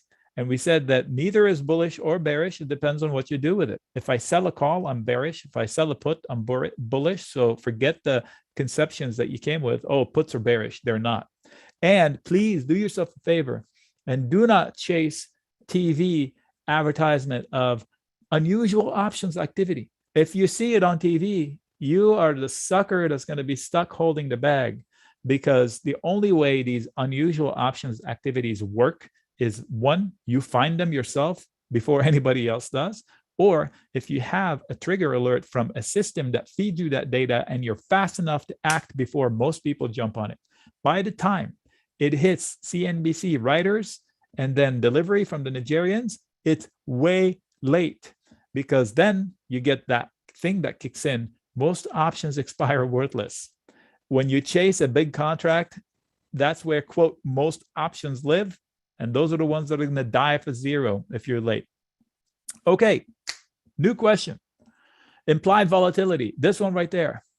This shows how nervous people are about this. Anything over 100 is extremely high. Look at how high it is. If I go out in time, it should drop. Look. So if I wanted to buy a call, and I buy it in this week's contract, which has 3 days on it, whatever I'm buying now is twice as expensive as it should be, because the implied volatility is 150. If I buy it in December, it might cost more, but it's the going rate. I'm not paying a premium. So I should buy this one and sell that one, kind of a deal. But that's a complicated thing. So the implied volatility is how nervous are people. So the more boring the stock is, give me a boring stock. Cat, is that boring these days? 30. The implied volatility 30. 20. Apple should be down there too. So give me a crazy stock. Crazy stock. What was crazy today? Is Mara still crazy? 130. How about GME? Oh, AMC. Oh yeah, AMC. Lucid. Y'all get the Lucid. Rivian. Oh yeah, it's Rivian. So 130 for, no, that's still. So let's go to Lucid, LCID. 160. Rivian, what is the ticker? RIVN? 220. So if you buy these calls and puts, you're overpaying way too much. This is the first day of options for Rivian. Check this out. Perfect place to define the difference between open interest and volume. So here are my columns. These are the columns that I have. I don't have bid. I don't have ask. I have mark. Mark is the middle between bid and ask. Sometimes they call it mid or mark. That's the only one I care about, because I deal with very liquid stocks and I don't need to know what the bid or the ask. I'm going to get a fill at mark. Delta, that's pretty important. And volume, it's what happened today. You see, that's what happened today. What about this? Why is it all zeros? This is the quote open interest. Tomorrow, these will be here. So tomorrow they will update this, and it doesn't change. That's a static number that they update overnight. This reflects tomorrow will be going into tomorrow. These were the positions open, and that'd be them. And then this will click back to zero and start clicking again. And then the day after, this will update with whatever happens tomorrow, and then this will be back to zero. Today and today only, this is perfect. I've not had this in a presentation before, where this is the first day they offer options on Rivian. So that's why all the open interest are zero. There are no positions before the market opened today. Now, all of these will be in tomorrow. So that tells you that there were 10,000, 10,000, 10,900, 2,000 contracts that were bought and sold today. At, where is it now? 172. And it's, so look, they don't have any more. Oh, do they? Let's see here. Yeah. So 20,000 somebody bought. Somebody paid $600 to own the $200 call. So if this $200 call, if price stops right here, they lose $600 times 20,000 contracts. This looks like a spread to me. So somebody looks like they bought this one and sold that one. See that one? At 20,000 and 20,000, that's just too perfect. So somebody bought this and sold this 20,000 times. So the difference is, air math, what is that, 240? And what could they make?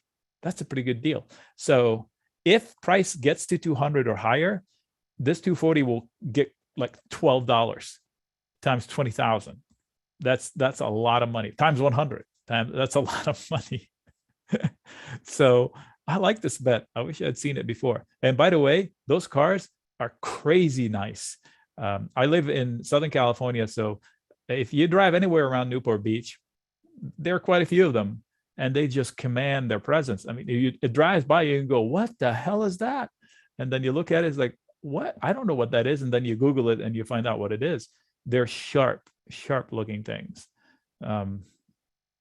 This is not Lucid. Yeah, I know. It's Rivian. I'm talking about Rivian, Sam. I don't like Lucid. I think Lucid is overpriced, but I'm not going to argue with the fans. So Lucid, LCID. Here's a piece of advice from a chart perspective. I would never, ever chase a stock going into a massive fail. This was all you have to do. Okay, let's talk charts. Good transition into charts.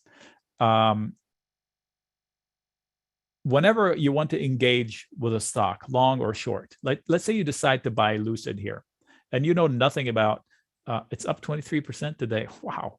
And you know nothing about, I should have shorted it. Anyway, you know nothing about charts.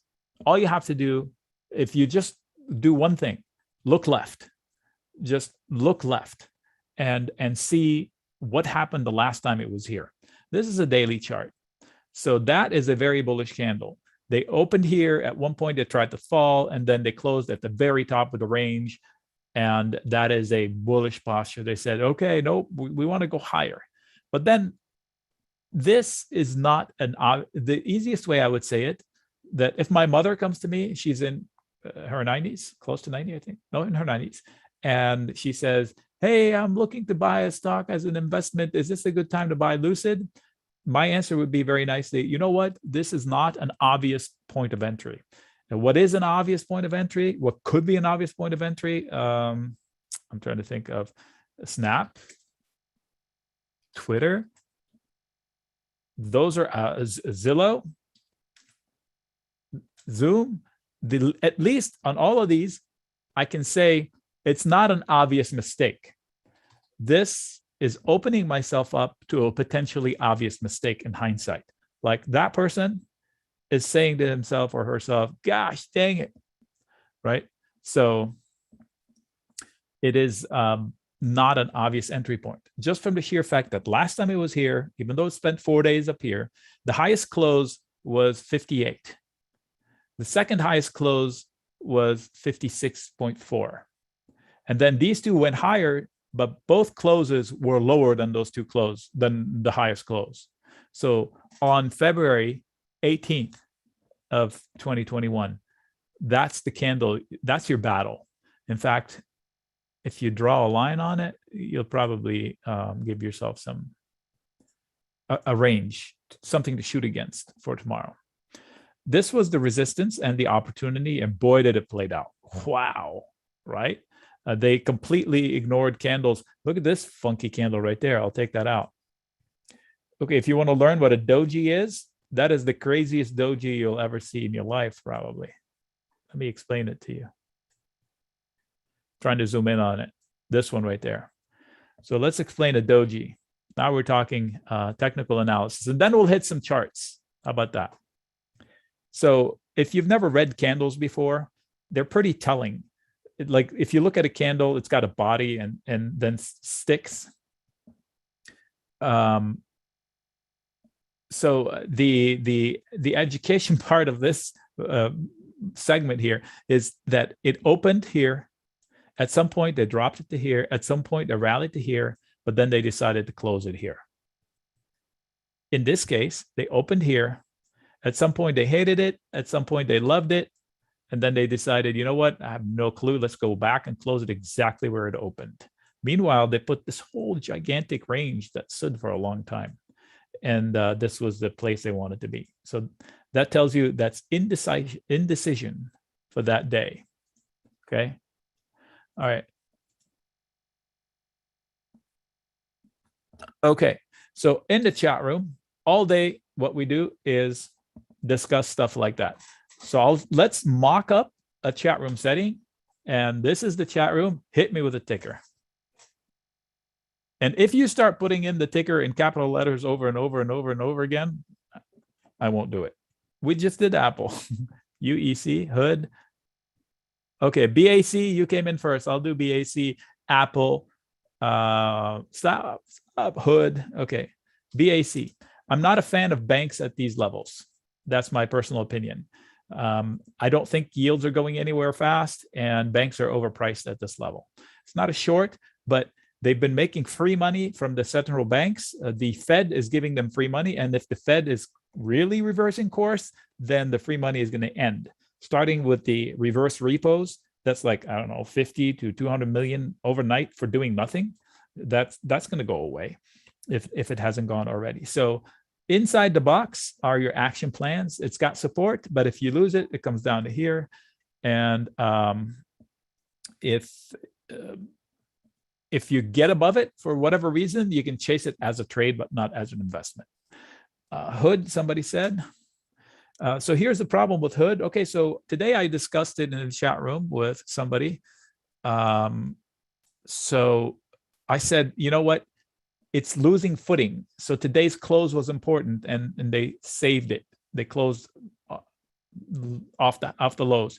But if tomorrow they break today's lows, maybe the breakdown is happening. And here's the problem. If I look left, I've got nothing. So this literally can go to 22. I don't know. So if I'm long, I would get out because I really don't know where they want to go. So I don't want to find out. I'd rather to catch it on the way back up when they show me they can take out resistance. Now, 36 is a big problem. If you don't know much about, if you want to learn one, look, I don't have any indicators on here. All these lines are hand drawn from homework. So if you want to learn a new tool, the only tool I have other than my eyeballs are these, the volume profile. Look into it. It speaks volume, literally. You know what they say, price is truth? That's what they mean. So this is volume down here, but it doesn't tell me anything.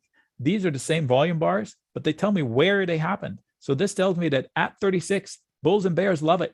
So if it hits 36 again, they're going to be active. It's going to be like a magnet. It's going to be, if it's rallying, it's going to hit and stop. Zone. It's going to be stuck. So 36 and 38 are going to be huge problems on the way back up. So that's Hood. Apple. Apple is stuck in a box. You see all these dashed orange lines? Those are my alerts. Wake me up when it breaks through one of these two candles. These two candles are the range. So you can sell an iron condor here and wait it out. But if it breaks out of here, you should get out from the top end of the iron condor because it's going to go to the next level, which is the all-time high. So that's Apple. I also saw PayPal. I am long PayPal. I trimmed today, caught the falling knife 2 or 3 times already. Great company, fell on ridiculous rhetoric on earnings. I mean, my gosh. And then Pinterest buyout thing. And but anyway, still a healthy company. They're at the forefront of crypto, at the forefront of fintech. You can't beat it. It's definitely a catch the falling knife opportunity. I'm still long via a debit call spread at 210 for January. So that is already a triple, but I'm sitting on it for now. NCLH. So NCLH, yesterday I issued a long RCL because it was falling into support. And then I didn't know that NCLH was going to come out with news, whatever it was. I don't know why it was down 7%. It had news. But, you know, RCL, last I checked, was holding okay, given what happened to NCLH. But my thesis for RCL was that it will hold support. And my point is, buy the dip, tight stop, because if it loses said support, it could come down to 79.80. I did a video explaining all of that. And I was trying to catch this swing back up. It can still happen, but I don't want it to lose this line. And if it does, I said, it depends on the style and your conviction. It has a lot of support below it too. So technically it's at risk. So I also said, if it bounces, be careful. They could shoot it back down and lose it, and it becomes some sort of a wacky do head and shoulders that could come down to here. All this stuff happens in the chat room. Zillow, okay. So Zillow, they're asking for Z, which is the same as ZG. So by the way, if this is what everybody craves, this is a selling point for being in a chat room setting. If not mine, find one you like. I promise you, all nice people in there, they all pitch in to help. I haven't met one jerk in there. Are they still in there? Yeah. So Zillow, I'm afraid they shifted their strategy so sharply that tells me I've ran companies before, and the only time I've needed to do that is from a drastic problem, like a drastic problem. Like I was in the mortgage industry at one point. Part of my business was a big chunk of the mortgage industry. And then I had to completely shift direction because one day New Century went under. And that was the end 2008 debacle, financial global crash. So what happened behind the scene that forced them to get out of the business? Were they approached by the regulators and they said, hey, you can't be manipulating the market like that. You can list the prices however you want in order to suit yourself. And once you buy, you start listing them differently. What if there's such a headline brewing? So on paper, it is a catchable knife, but I'm afraid I resisted. I don't want to touch it because of that potential headline. It's probably not there, but I do not want to find out. This is support. This means support. It fell into it. So if I'm long, I waited too long to get out. It's too late to panic. If I want to get long, I can, but I should know that there's a risk of whoosh. I'm not saying it's coming. I'm just worried. Technically, the breach, there's so many bearish patterns that I don't know where the target is. There's a target here, here, here, and one down here. I'm not saying it's going there, but I don't want to find out. Okay. Facebook had an interesting candle recently. I think it's a 2-hour candle. I spoke about it in the chat room. I kid you not. So there's your new range for Facebook. It is range bound. This will be a trigger for longer term investors. To buy the dip down here would be also a trigger. So this would be to chase the breakout or buy the dip. Right now, there's nothing to do. This candle came into conversation in the chat room today. Look at it. Doji, remember? 2-hour candle. There's a period of 2 hour. They opened here, they crashed, they rallied, and then they came back and they closed it exactly. Barely above it, barely below it. That is the line they're fighting over. 344, 343. And then you have secondary triggers at 346.50 and 341. So tomorrow, those are the levels I'm looking at. So in fact, if I wanted to put one more box, I'm not going to. Oh, maybe I should. It's this one right there. So this is the playground for tomorrow. In fact, I'll do it right now. Since I did the homework, why not? What's the day? 11/16 today? So 17. Yeah, November 16th. Okay, so this is the playground for 11/17. Thanks, Rodrigo. All right, Target. Ooh. So Target is a great stock. I would never short it. It's beyond me, but it's a good retailer that respected Amazon from the get-go, and they joined the fight instead of Macy's doing what it did. They get rewarded with all-time high after all-time high. So if I'm not long Target, okay, even though this was a breakout, now I have a hurdle in the candle from yesterday. So I would put an alert for Target at 269, if I'm seeing this correctly. This is how you do homework. So you don't have to revisit the chart until the alert goes off. Or tell me when it falls to here. I want to know. Why? As a trade, I want to chase it on a breakout above yesterday's high. As a trade, it could get to 280. On a dip, I want to buy it for this buy the dip opportunity. I already had an alert here, but I added one right here. So do I buy it here and hope? Not my style. I'd rather do BDBR, buy the dip if it happens to swing it back up, or buy the breakout, buy the rip. So BDBR, buy the dip or buy the rip. So today you learned NTNT, which should be like big sticky on the computer. That is absolute truth, regardless of how you trade, options, equities, futures, whatever. If you don't have a specific reason, whether a thesis from your head, and we discussed what a thesis is, or a trigger on the chart. So no trigger, no trade, no thesis, no trade. I only have one indicator on this, and the rest are all hand drawn. This is the indicator I use, the volume profile. It's called volume profile, and in this setting, trading view is called VPVR, volume profile variable range, VPVR. They have one for intraday information. So if I go to the SPY 30, actually 15 minute, you'll see it. 5 minutes, you'll see it. These, it's for one session, the volume profile for one session. These are very valuable tools. Oh my gosh. I mean, like all the windbags out on TV, that's the truth. Their words are opinions. These are absolute facts. They're Yeah, and not my opinions. you guys don't have to do all this. Nic is basically doing all of the Yeah. work for you, just giving you the trade ready to go, Yeah. what to buy in and all that stuff. Yeah. All the lines are hand drawn, all the alerts, and I share the alerts whenever I see them and they're worthy. So I need help from you to get the bigger watch list. It's a collaboration.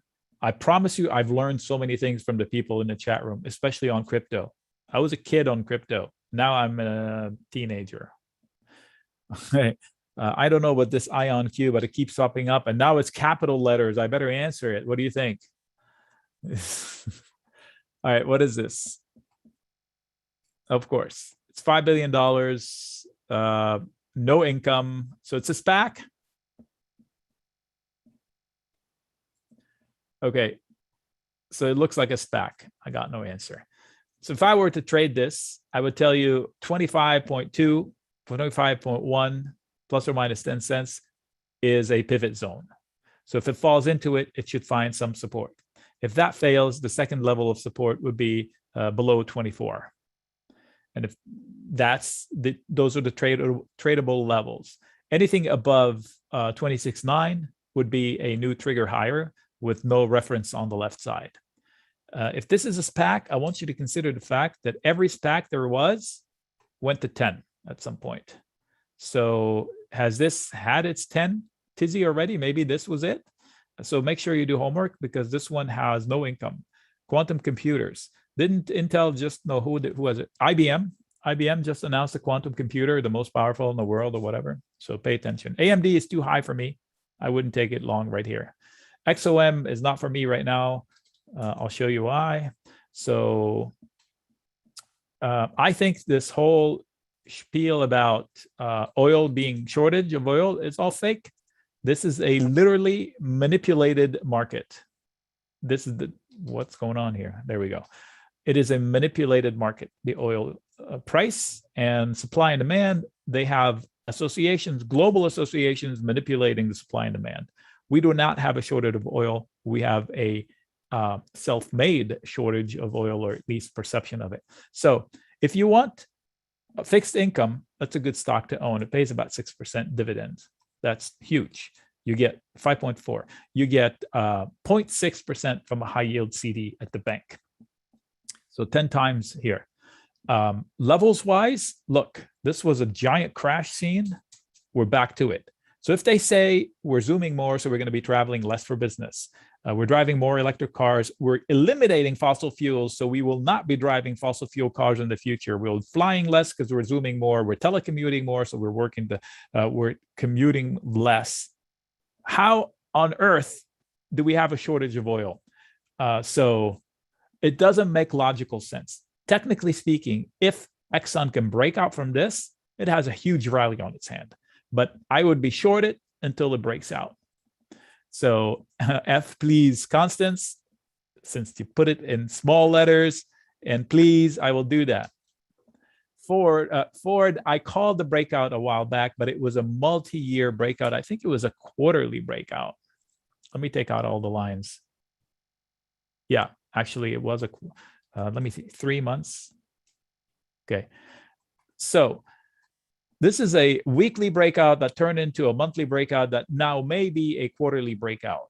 What does that mean? This is back to 1995, right? It had its heydays and then it went to zero, basically saved by the government. Well, they didn't really need saving like GM, but nonetheless, just broke above, but this is a 3 months period. So we don't know where that candle is going to end up. This is the current quarter right now. So right now the candle is above as a breakout. if I'm not long for it, I have to admit to myself, I missed the easy money. I mean, is that not a fair statement? Yes. So if I'm long, I would have booked the hell out of it or sold some covered calls against it to lock in some profits. All right. What Ocugen? Okay, OCGN. I mistyped it. OCGN. Look at this. I don't even have to say anything. Just read the charts. Okay, so this was a resistance zone breakout. Look at that, delivered and then some. And now it's back to base. So if you force my hand to trade Ocugen, even though I don't know much about it, there is a lot of support here and lower. So if it comes down to here, I want to know about it. Alert me. I don't trade this. I almost said garbage. I don't want to insult anybody.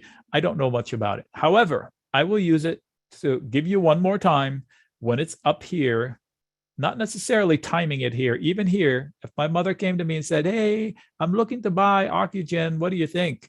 Look left, mom. Look left. Boom. That is not the place to start long. Pump and dump, I don't know who's pumping it. So no, for me, here's one thing I didn't tell you. You know what's my best tool? Not my best tool. One of my best tools is I don't listen to news. Zero news, CNBC. I don't need news. You don't need news. Most headlines are meaningless to the price action. I promise you that. They expedite whatever was going on. They make them look a little more exaggerated, but they're not game changers. Very few headlines are game changers.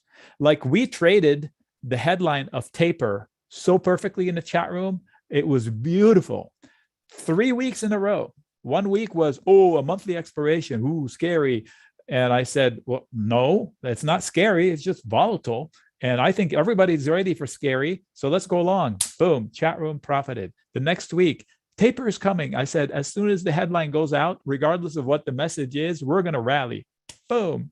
The week after that, same deal. So let me see. Ocugen, we did that. And TTD.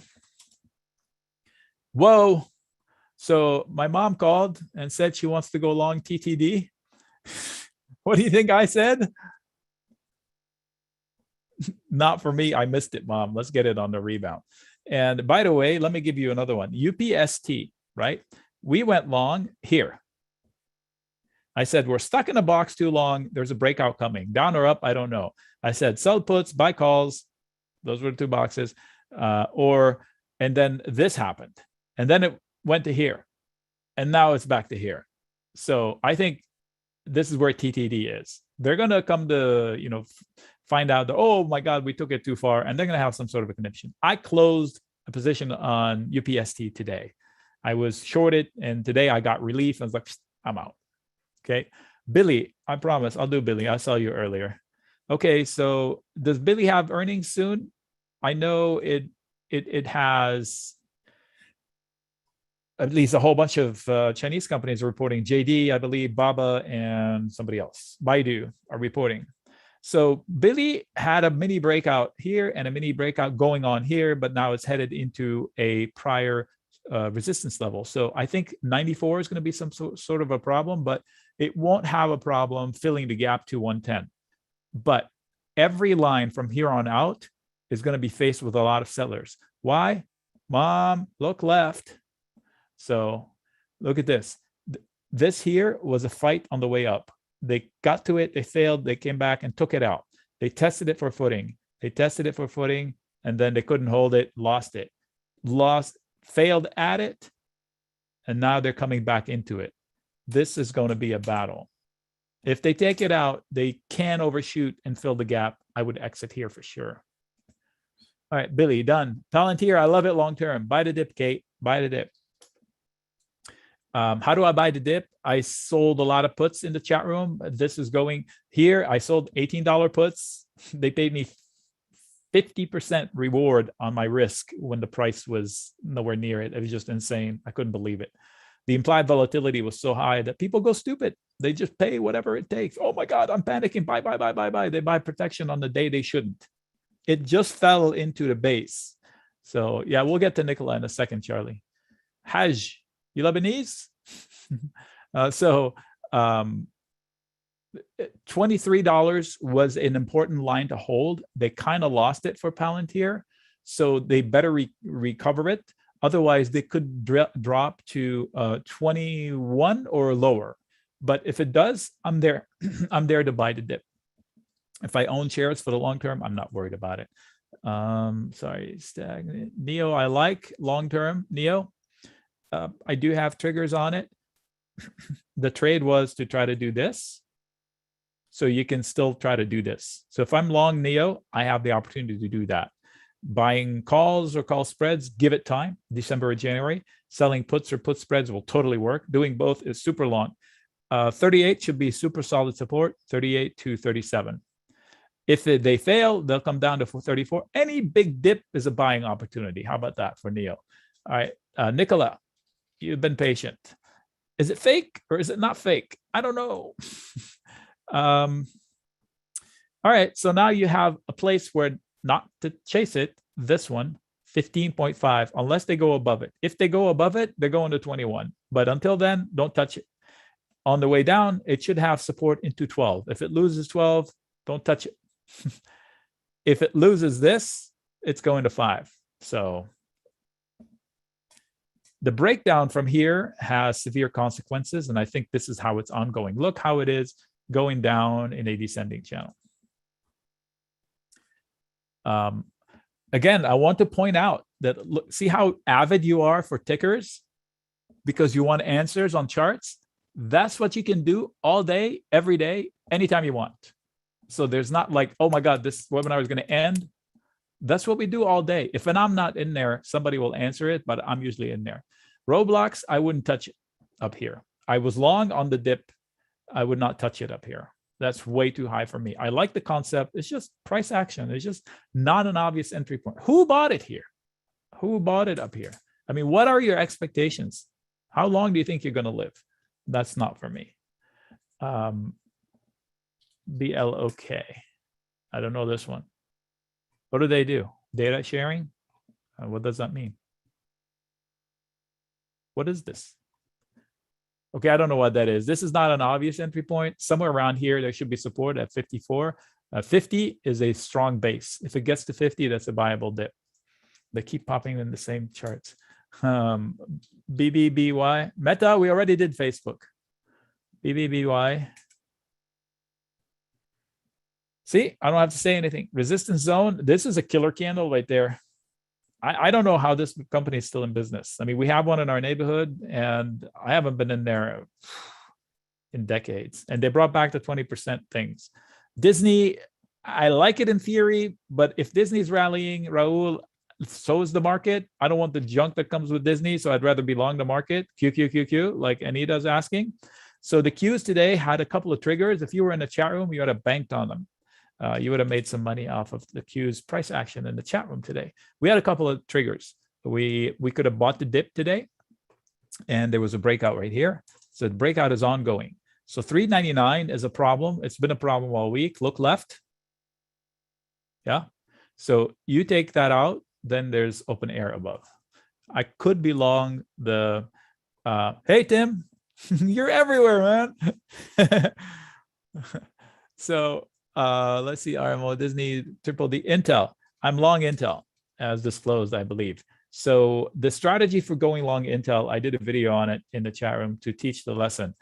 And it is, I shared it already, I think. Yeah, I shared it. I shared a picture of it. But anyway, I bought December 52 calls. Then it exploded higher in our favor. So I sold 52 and a half calls is what I bought. And I sold the 53 calls for this week.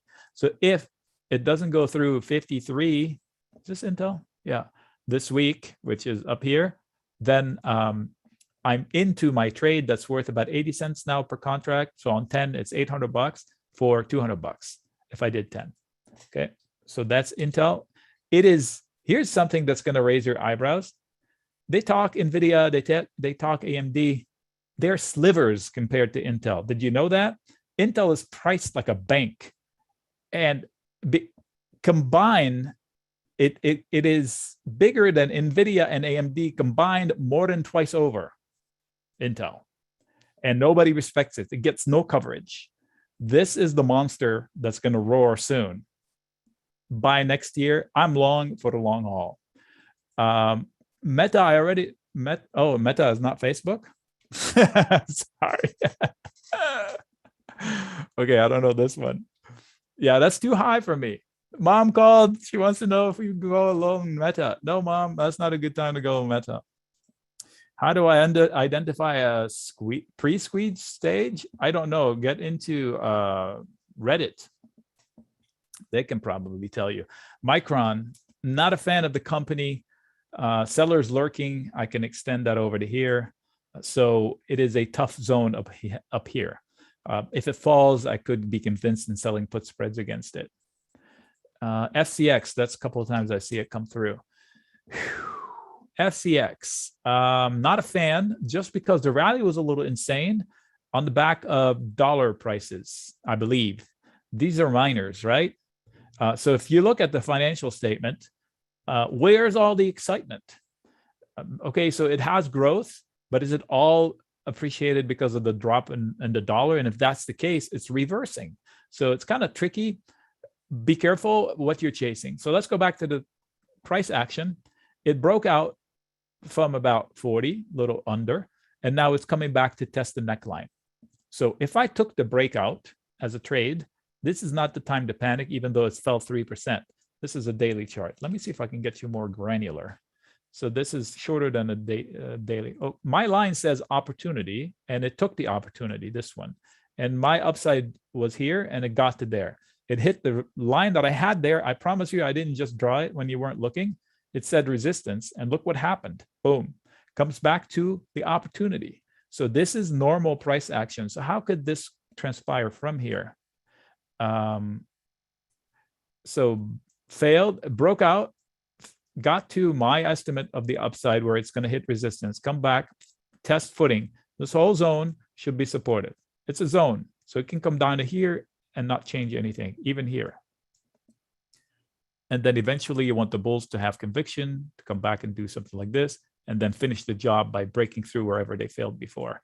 And that's how you get the whole upside potential of this move, which is up here. But if I'm not long, I could start longs here, knowing that it could fall another $2 or dollar before I can have the opportunity. And here's what I'm going to do. I'm going to put myself an alert here and here. I'm going to say long, whoops, I'm off a letter. Long to capture, swing up, question mark, because I'm not sure. I want to look at it and reconsider it. I'll do here another one. I'll know. Okay. So I have 3 alerts. I did the homework. I don't have to revisit the chart until beep, I get the alert.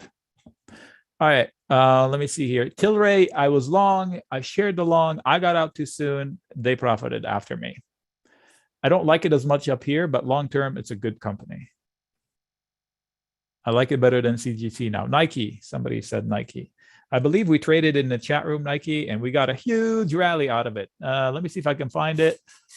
Let me see if I can find it so I can show you what the trades look like that you will be seeing if you join the group. Okay, I've got 3 of them here. Most recently, 928. Let's go find it. 930, 929, PayPal, 928, Nike. Okay. 1 second. I'll be right with you. It'll be worth it. I promise. Okay, first, 928. Let's find 928. Right there. Got long Nike on the dip. I think it was an earnings dip. I said, I'm long Nike, and here's how we'll do it. And here's how we did it. Oh, my God. Sorry. Where's my mouse? Oh, my gosh, I lost my mouse. Oh, freaking unbelievable. There it is. Okay, so that scratch I just did trying to find my mouse. All right, so this is the Nike trade, 928. Price was 146.2. Now, as of today, it was this much. I used December contracts, and I shared 5 ways of going. My video would have been 12 to 15 minutes long, if not longer. I would have said, I would buy calls. I would have said what the world looks like, what the S&P looks like now, what I think will happen in the next few days. And then I would have said the fundamentals on Nike, blah, blah, blah, blah, blah. And then I would have said, here's the reason I'm going long. My thesis is this, da, da, da, da, da. And then I'll lay out the ways I would do it. One, buy shares, of course. And then the other way is to buy a call, the 150 call, and at the time it costs $4.70. Okay. At one point a few days ago, it was $24. So if somebody bought a naked call, they made $20. Let's call it 19 to $20. So one $500 investment, $470 investment, where I got you $2,200. That is the breakout that they caught. I don't usually like to buy naked things, but in this case, I didn't say not for me. I said faster call setup, slower spread setup, debit call spread. And in the video, I would show you the entry here. I would be doing this with Nike in the video. Back to the picture. And then I would say debit call spread. That's a more moderate way of this. These two are buying things. I need rally to happen. These two are selling things where I don't need anything to rally. This would be my favorite, because all I do is collect money to promise to buy the shares if it falls. For that, I collected $220. Nothing out of pocket. I need no rally to win. The stock can, in fact, at the time, the stock could have fallen 20% more and I would still be fine. And the other version of it, if somebody wants to be less bullish, they would do a credit put spread, a bull put spread at 130 and 135. So the price would have to hit 130 or lower for it to start losing money. And they yielded 25% on risk. Yeah, it's $5 wide. They collected $100. They risked $400. So, and they had 85% odds of success. That's beautiful. All right, so this is the setup. And this was a GLD setup before that, gold. And it played out. Whoever bought it for $3, it went to, it is $8 now. And $4.85 if they spent $1.60. So they turned $160 into almost $500. They turned $300 into almost $800. So that is the kind of trades we do. Not all of them are this big a win, but I can promise you most selling things are winners, and almost all have wins at a certain point. So if you get a 25% win and you don't book it and it goes back to zero, it's not on me. I book profits early and I don't mind one bit. All right, so that is Nike. I'm glad you asked. UAL. All right. So I'm not a fan of airlines, but I do trade their stocks on the bullish side whenever I have an opportunity. This was a base for an incredibly big rally. They just gave back half of it. This is not a place to panic out. It has support into the same base. It has supports here. If you've heard of Fibonacci, that's the 50% retracement. I'm going to eyeball it. Okay, it's the 61.8. So it's slightly more than 50%. It's even better. So they played it out and they're coming back to a base. And the important part is that they have consolidated well below it. I'm not a fan of their business model. And they're still, hijacked by headlines about COVID and Delta variant and, whatever comes after that. So I use E-Trade and Thinkorswim, somebody's asking. CCL is about the TTD, I already answered. MTTR, I don't know what that is. Matterport, yeah. Mom, yeah, no, too high. You missed it. Fibonacci, Lynn, I don't use it to trade. I use it to keep me sane. So if I see a stock, like if this stock right here falls back to here, and I see it's about half the distance, nothing has changed. It's just price action. Some people trade it. I tell you how I trade Fibonacci. So if you're good with harmonics, which I am not, I paid for a tool. I have a tool, I should say. Somebody lent me a tool. Thank you very much. That draws harmonics for me, and I know how to use them. But once a harmonic pattern draws itself, not my opinion, it actually draws itself. So it actually goes from point A to point B, then point C, and then point D, and it closes out the pattern.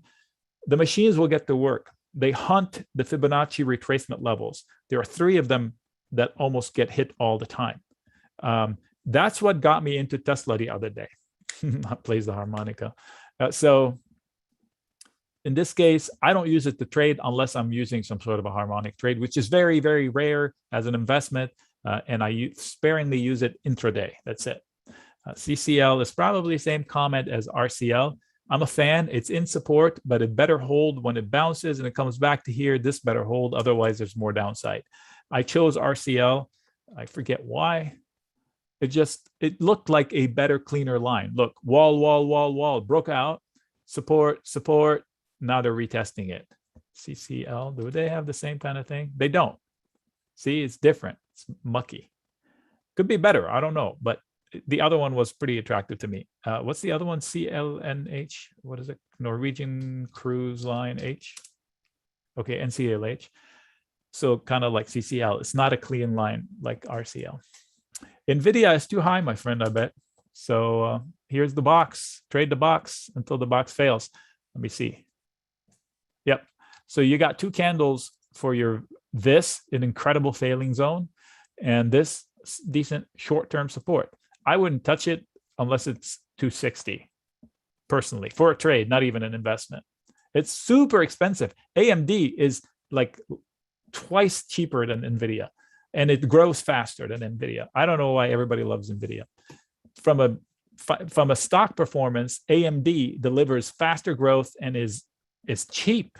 It's physically absolutely cheap. Not as cheap as Intel, but it's actually cheap. PLTR I just did. Uber. So I was a proponent of Uber for a long, long time. And now I'm reduced to only trading it. I was holding a position for the long term. I said, I'll hold it for the long term. I believe I shared trades. That's why I have these yellow boxes. So nothing has changed. It's inside a range. You've got resistance above 49, and you've got support below 43, 42 and a half. So if it gets to 43 and you want to buy it to swing trade it up, you can, and you stop out if it goes below 43, because then it's going to drop to 40 to fill the gap. Conversely, if they broke out from 49, they can shoot higher, but you have a lot of resistance up here. So how would I trade it? Right here, there's nothing to do. When it comes down to here, closer to here, I would buy it, and then I would exit half here, exit the second half here. Disney, I did. I told you what I would do. GGPI, I'll show you Disney pictures. No way, dude. Or Dudette. Who is it? Raphael. Dude. Wow. I mean, what in the actual world? Yeah, so we're down to 15-minute charts. So if you want values, do not buy it if it's under 16, or better yet, under 16.4. Chase it above 16.4 for a trade, or buy the dip into 13. And how does it get to 13? It has support at 14.2, but if it loses 14.1, let's call it 14, then it's going to fill the gap. Other than that, I can't tell you. This is a short-term trading comment. It has no income, so I'm assuming it's a SPAC. Remember the 10 number. Just joined, by the way. Oh, then we'll talk about GGPI all the time. To give a shout out to Rafael for joining the family here. Yeah. Okay, we'll do win in a second. SE2, but somebody, Disney. You've asked quite a few times. Let's talk Disney. So Disney is the new Netflix, how it trades. It's not the old Disney. It's just coming back to being a crowd company. Remember, the fact that it held up so well is amazing.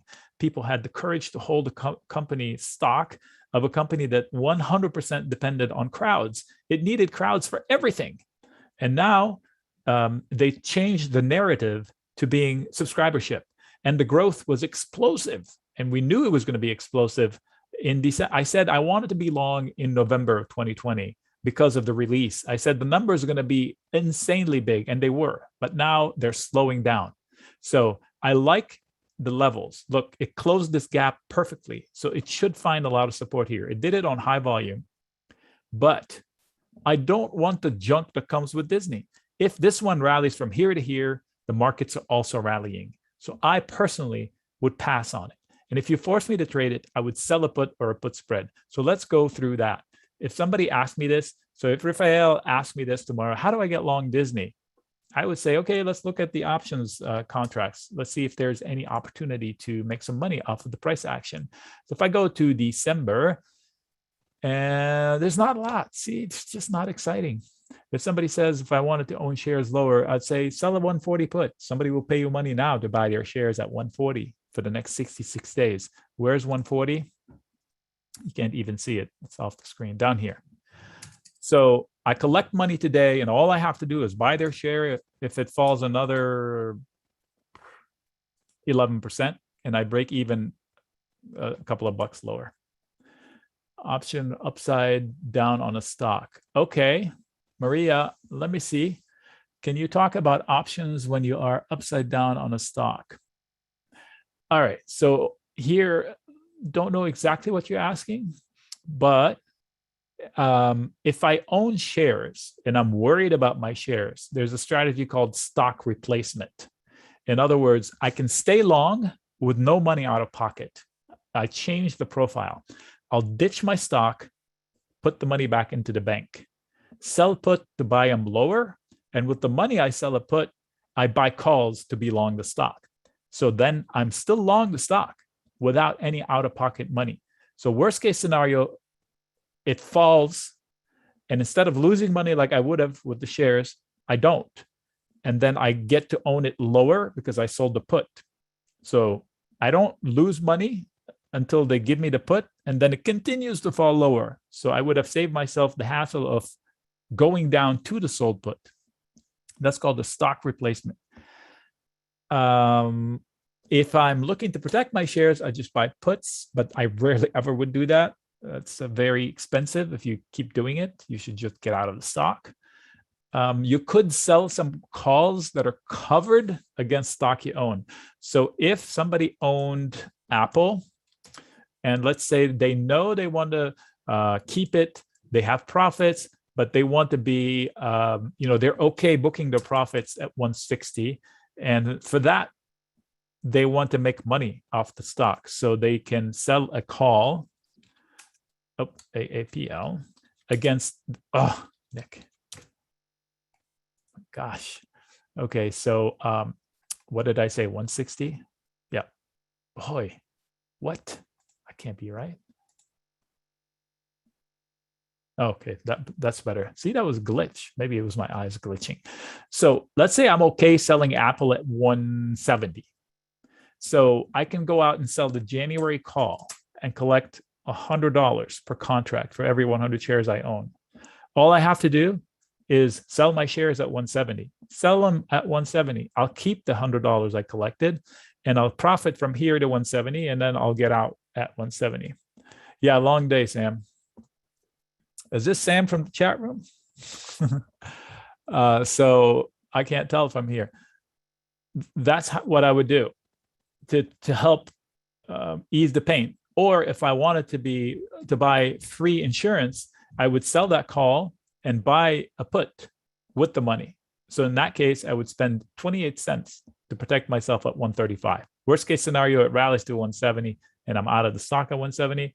The other worst case scenario, it falls to 130 and I'm out at 135.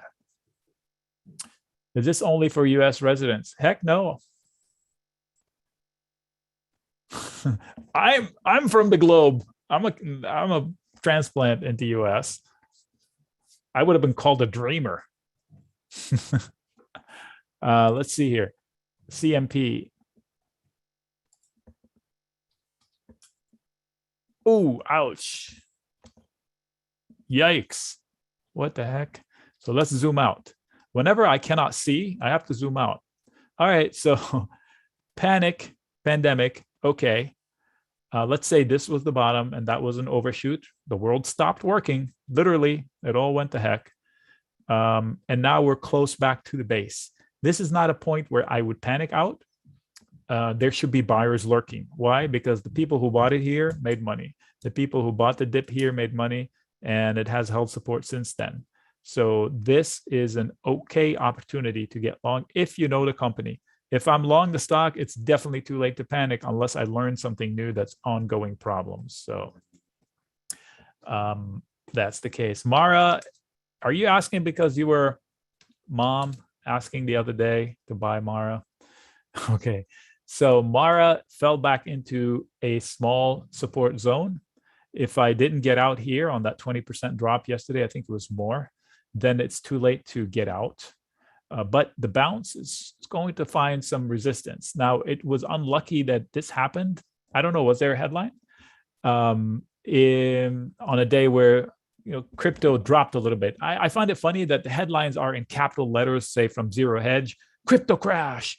It's like crash down to 60,000. It's like, are you hearing yourself? Crash down to 60,000. Crypto crash. They have the balls to call it a crash. Okay, nothing did nowhere near as good as crypto for the last 10 years, and now they call it a crash, one negative day.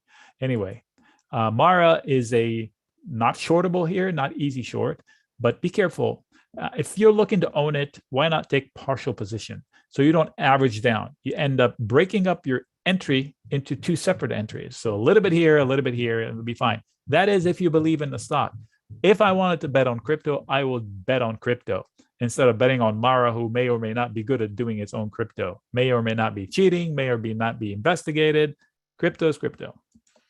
Okay, Clover, I just talked about it, Shaq. Fubo is a buyable dip, but boy, oh boy, oh boy, whoo, doggy. Back to base. I mean, it delivered a tepid report, nothing fancy. They grew a little bit. If you believe, I think they get bought out. That's what I think will happen. Down here, I wouldn't get out, but I would stop out if it loses the support, because then it's probably going to 18, 21 to 18. So hold this and you're fine. It's a catchable falling knife is what I'm saying. They do have an income. Can I explain TAL? Yes. The government said you can't make money. Bye-bye. End of story. That's the Chinese education company, right? Yeah, it's over. It's over. So RMO, didn't we do RMO? Okay, Romeo Power. There's no power in this one. I don't know what this is. Is this a micro cap? Yes. So you've got a big problem at 6. It's at 5.8. I wouldn't touch it going into 5.8. And if you do and you catch a bump to 6.5, I would get out. And if you do and you get to 7.5, I would get out. I don't know anything about it. This is just the chart talking. Pinterest is a buyable dip. But I am concerned why this online presence that's supposedly so popular cannot catch a bid. I'm pretty good with technical stuff. I'm pretty good on websites. I was an engineer, electrical engineer. So I was building computers when you guys were not even born, most of you. So I can't even get around Pinterest. I get in there, I click on the link. If I Google something and it's on Pinterest, like how to build the shed in the backyard, I click on it. It takes me to somebody selling something somewhere. It's never like an interest thing, like in Facebook. I can actually get something done, which I don't. I use Instagram. But anyway, buyable dip, but I'm not rushing to buy it. It has technical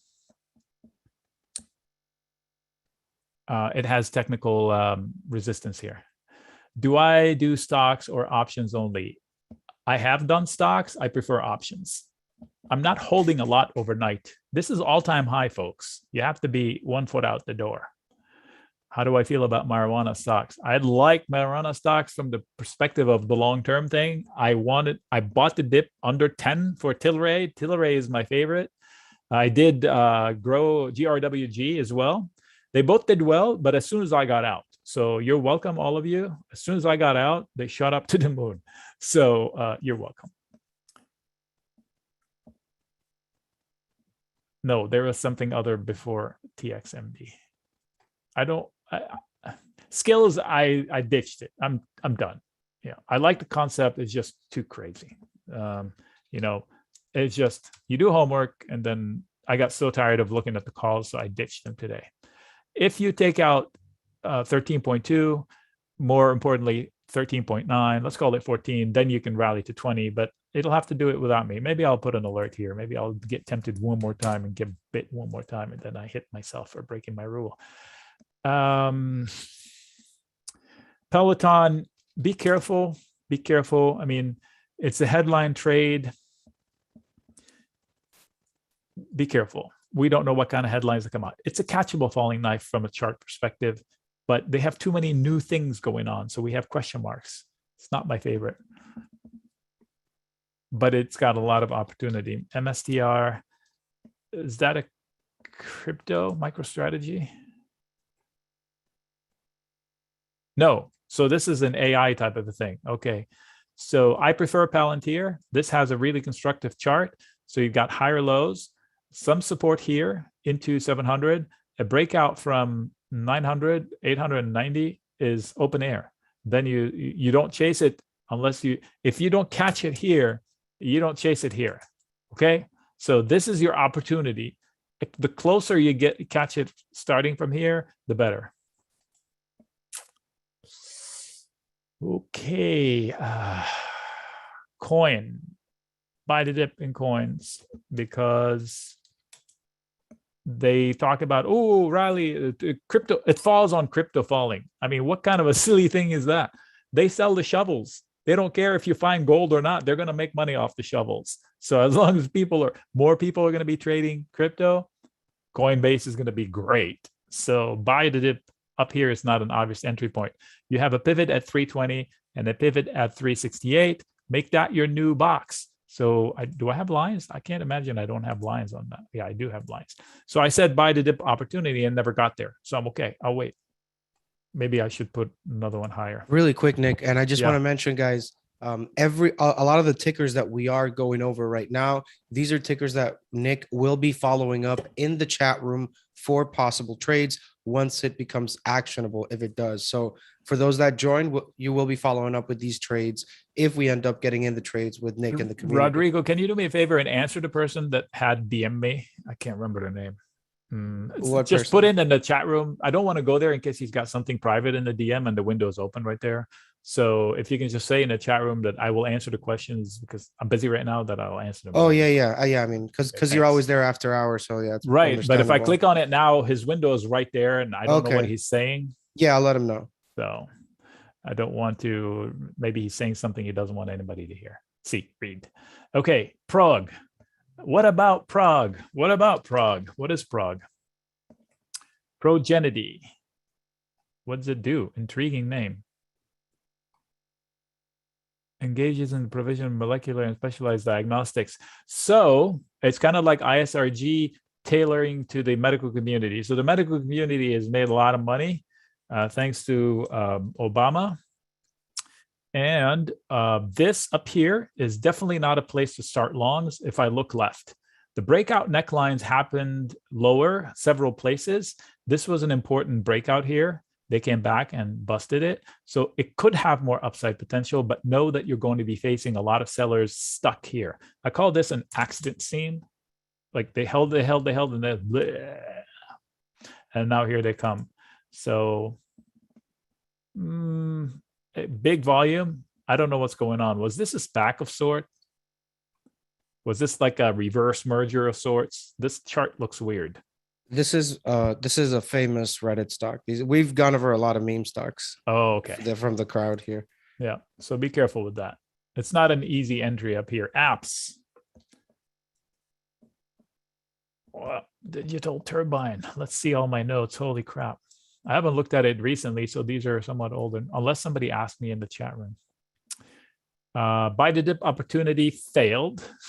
Support level failed. Secondary support level. So where is at right now, 64 plus or minus, is a strong support level. In fact, thank you for bringing it up. Who said apps? Hammer Time. What's your first name, Hammer Time? So we can call you.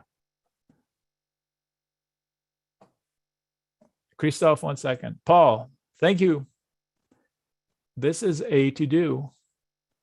This is a to-do. This is a good level. So I don't know a lot about it. I'm going to have to study it. Technically speaking, wow, check that P&L out. Okay, so 40 million, 70 million, 103 million, 140 million, 300 million, 700 million. They have positive net income on a rolling 12 months. Statistically speaking, 9 times sales. But Nick, it's 122 PE. Who cares? It's 9 times sales. That's like a pizza shop. That is a good one. Thanks, Paul. Awesome. See? Chat room. You bring it. I see it. We work together. We end up with a trade. Everybody wins. I didn't see it. Paul brought it to my attention. So now I put an alert right at price, so it beeps at me in the morning. So this is how I remind myself. And if you're in the chat room with us, Paul, remind me in the morning. Apps. I got to do it. Okay. What else can I say about it? So now on the bounce, everything I said, support, opportunity to buy the dip, they're all resistance levels on the way back up. So this says support. It says pivot zone. I would have to change it to resistance on the way back up. R for now, so I don't have to retype it. I know what that means. So failed. Yes, it did indeed fail. So this one failed. I'll take the question mark out. Equals R.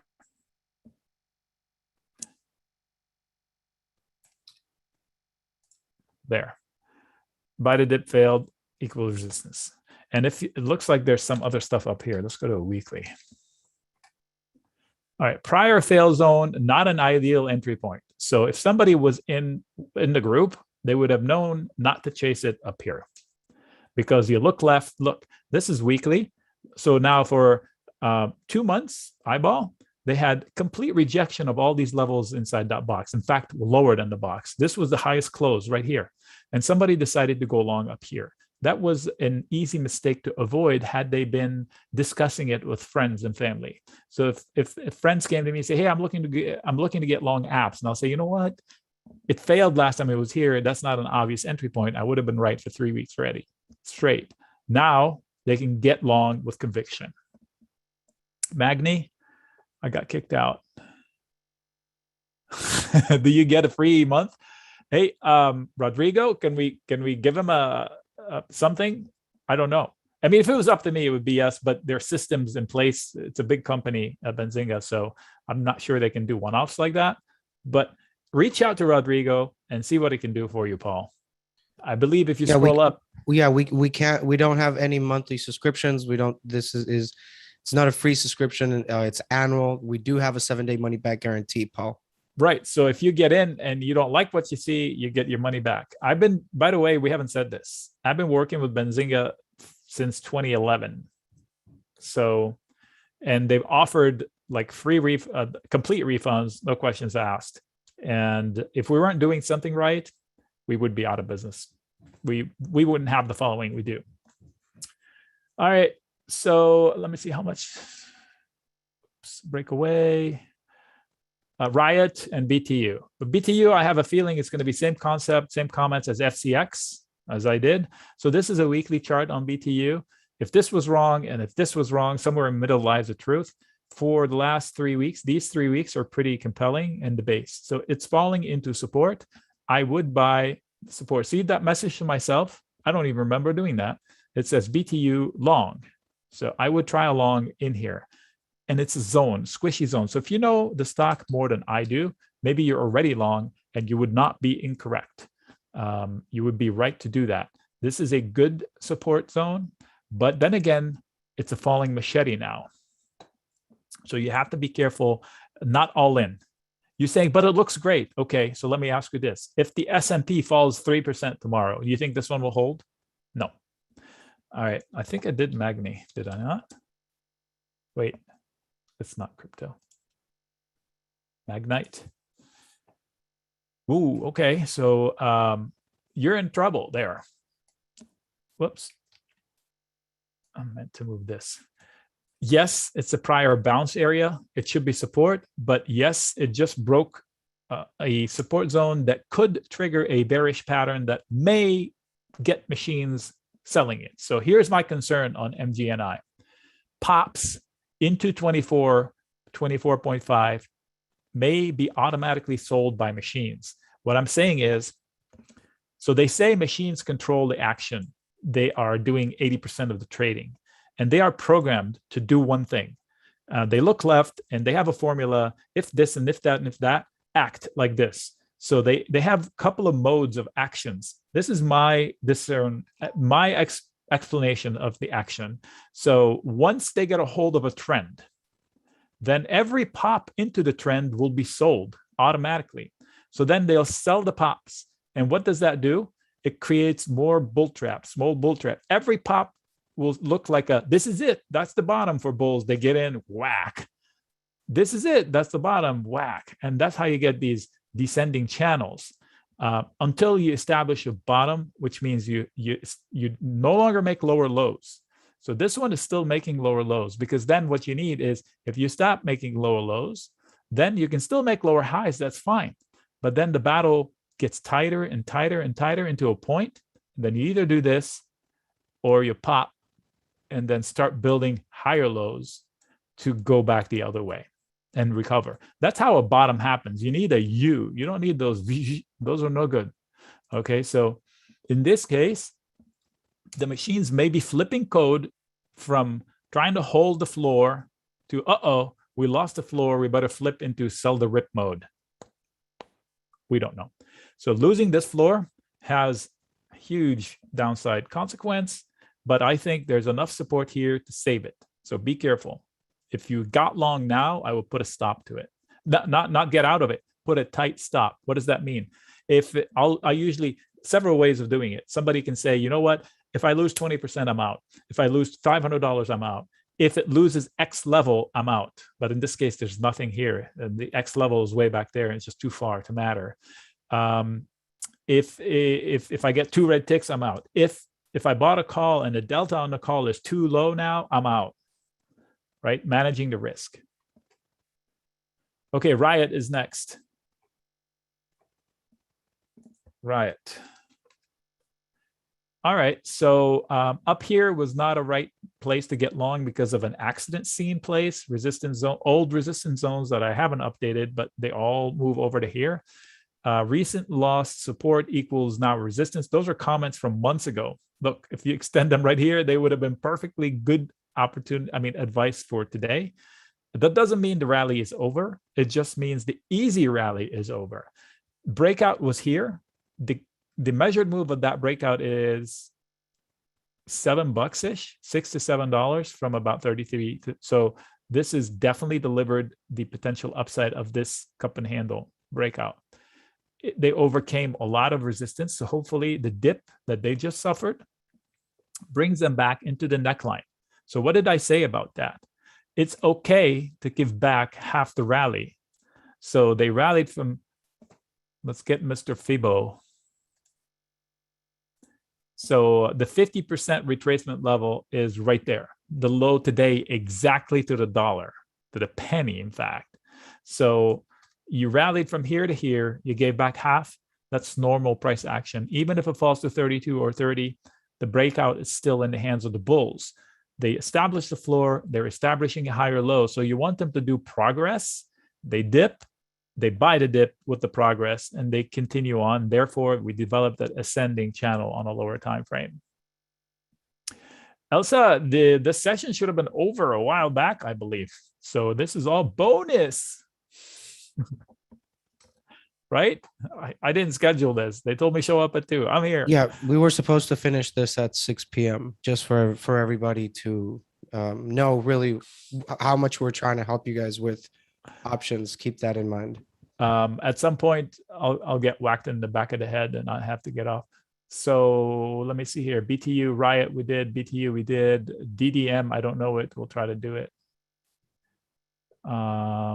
TXMD, that comes up too. DDM and TXMD. I'm curious. Whoa, holy crap.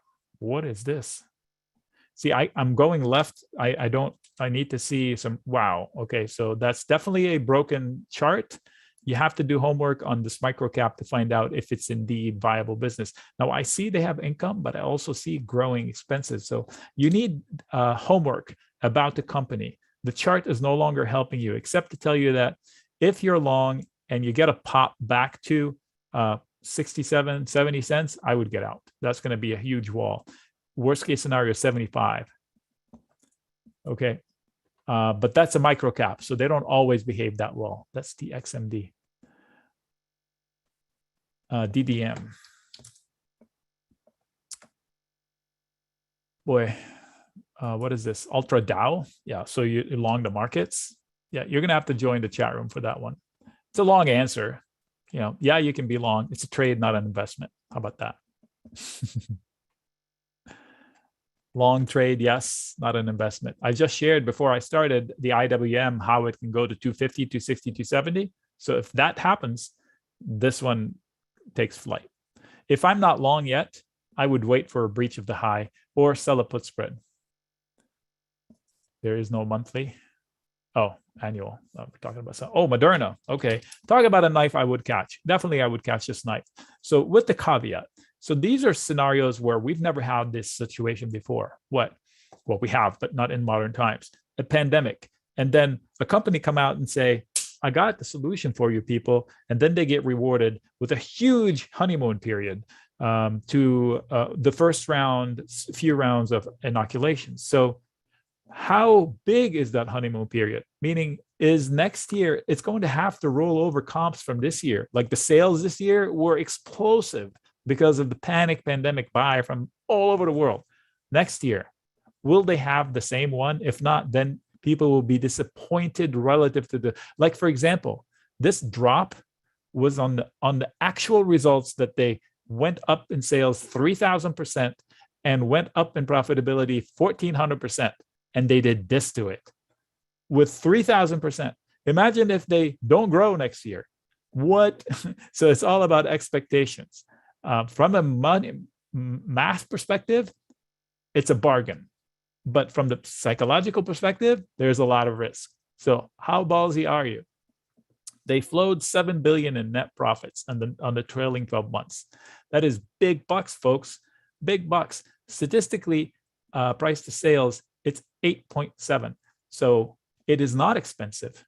It's priced like a pizza shop. How do I mean that? Price to sales, it's important. Look at that statement. Paul, they have to do it every year. So whoever wants to vaccinate, they'll vaccinate every year. So repeat the income next year. But what I'm saying, how much of the honeymoon period will not repeat next year? I don't know that number. They don't know that number. But anyway, what was I saying? Shoot, I forgot my train of thought. It's Paul's fault. Price to sales. So the price to sales matters most for a growth company. For example, people talk PE on Amazon when it was growing. And they say, the margins are too thin, and they shorted it for 10 years on the wrong pretense. Who cares if the margins are, you can't grow like it's growing 30% a year for 10 years on a dime. You can't pinch pennies and grow 30% a year for 10 years. You can't do that. It's physically impossible. So they have to overspend by design.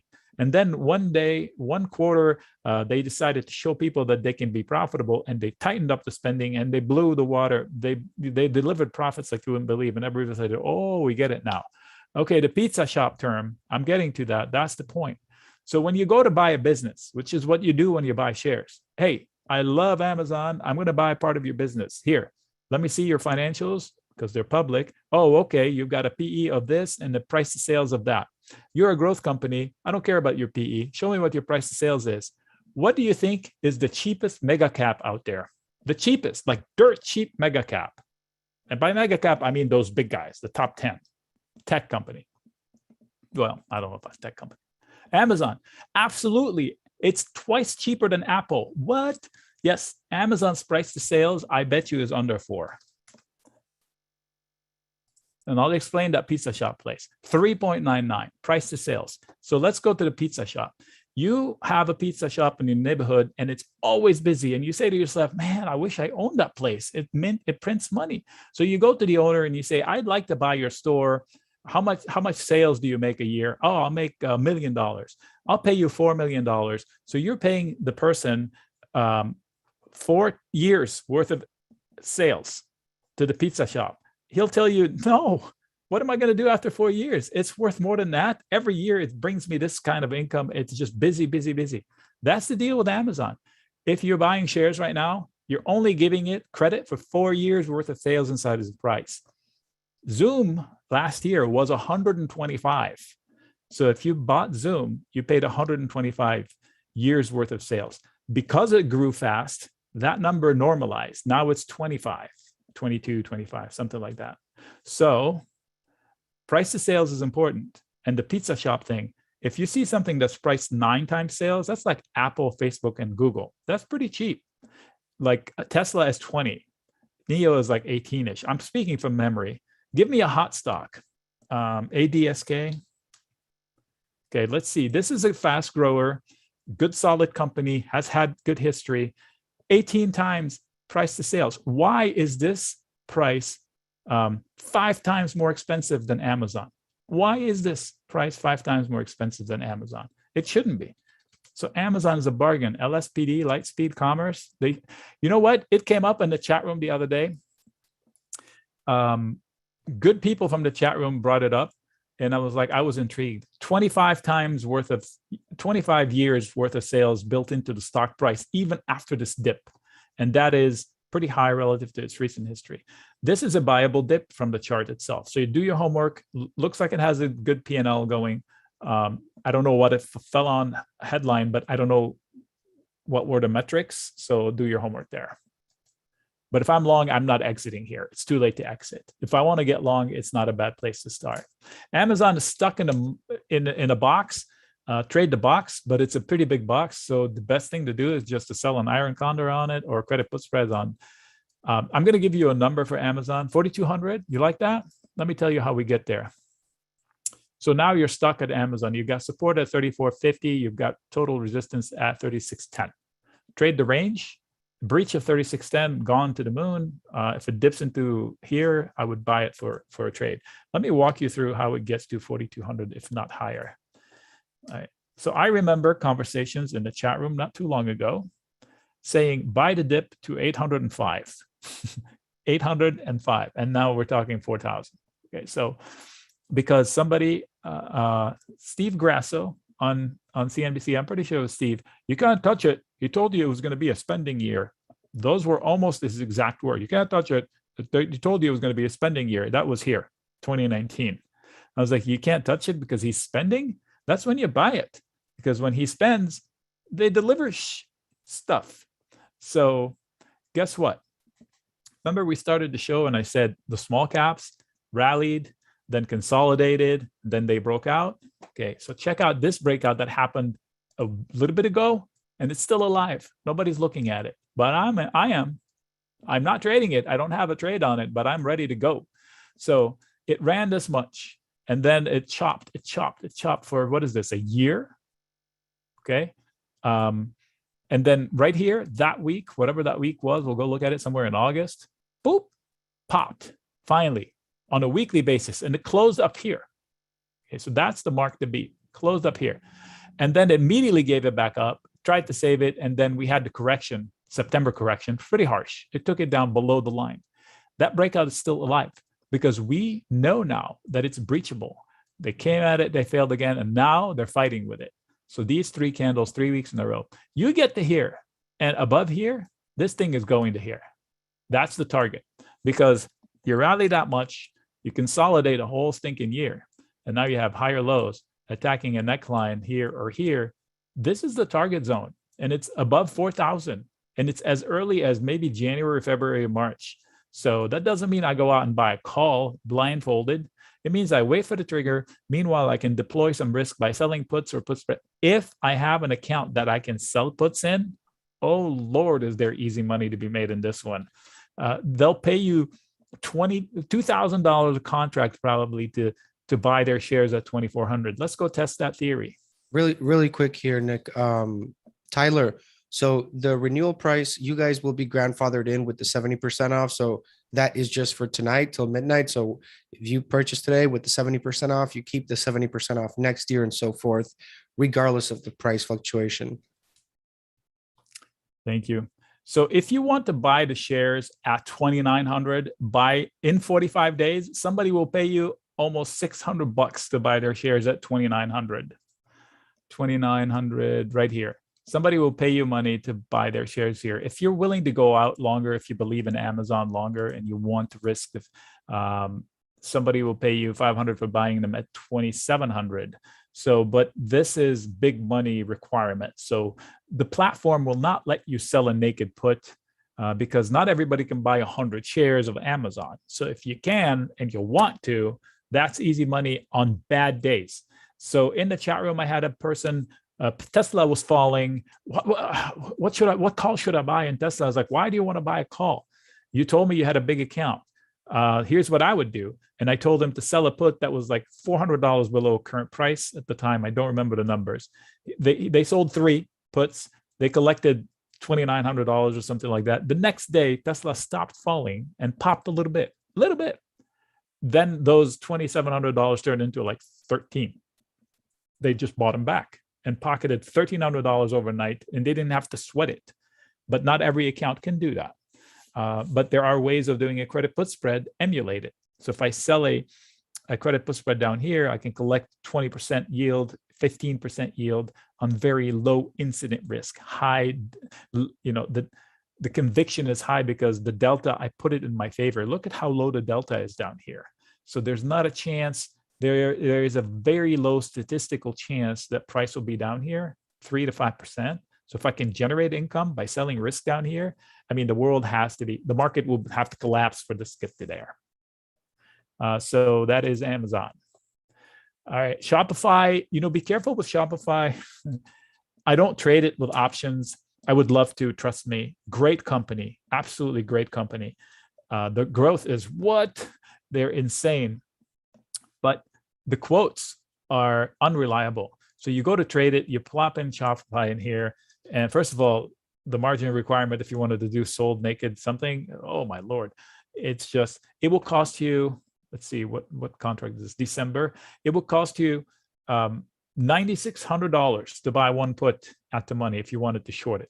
One put, $9,600. I mean, who can do that? And then you say, okay, I'll do a spread. And you go to do a spread, look, there's not a lot of action. So you don't get a clean quote. And when you go put the order, it doesn't fill, you have to give up. The market makers just have their way with you because it's just not liquid enough. There's not a lot of going on for a company this big.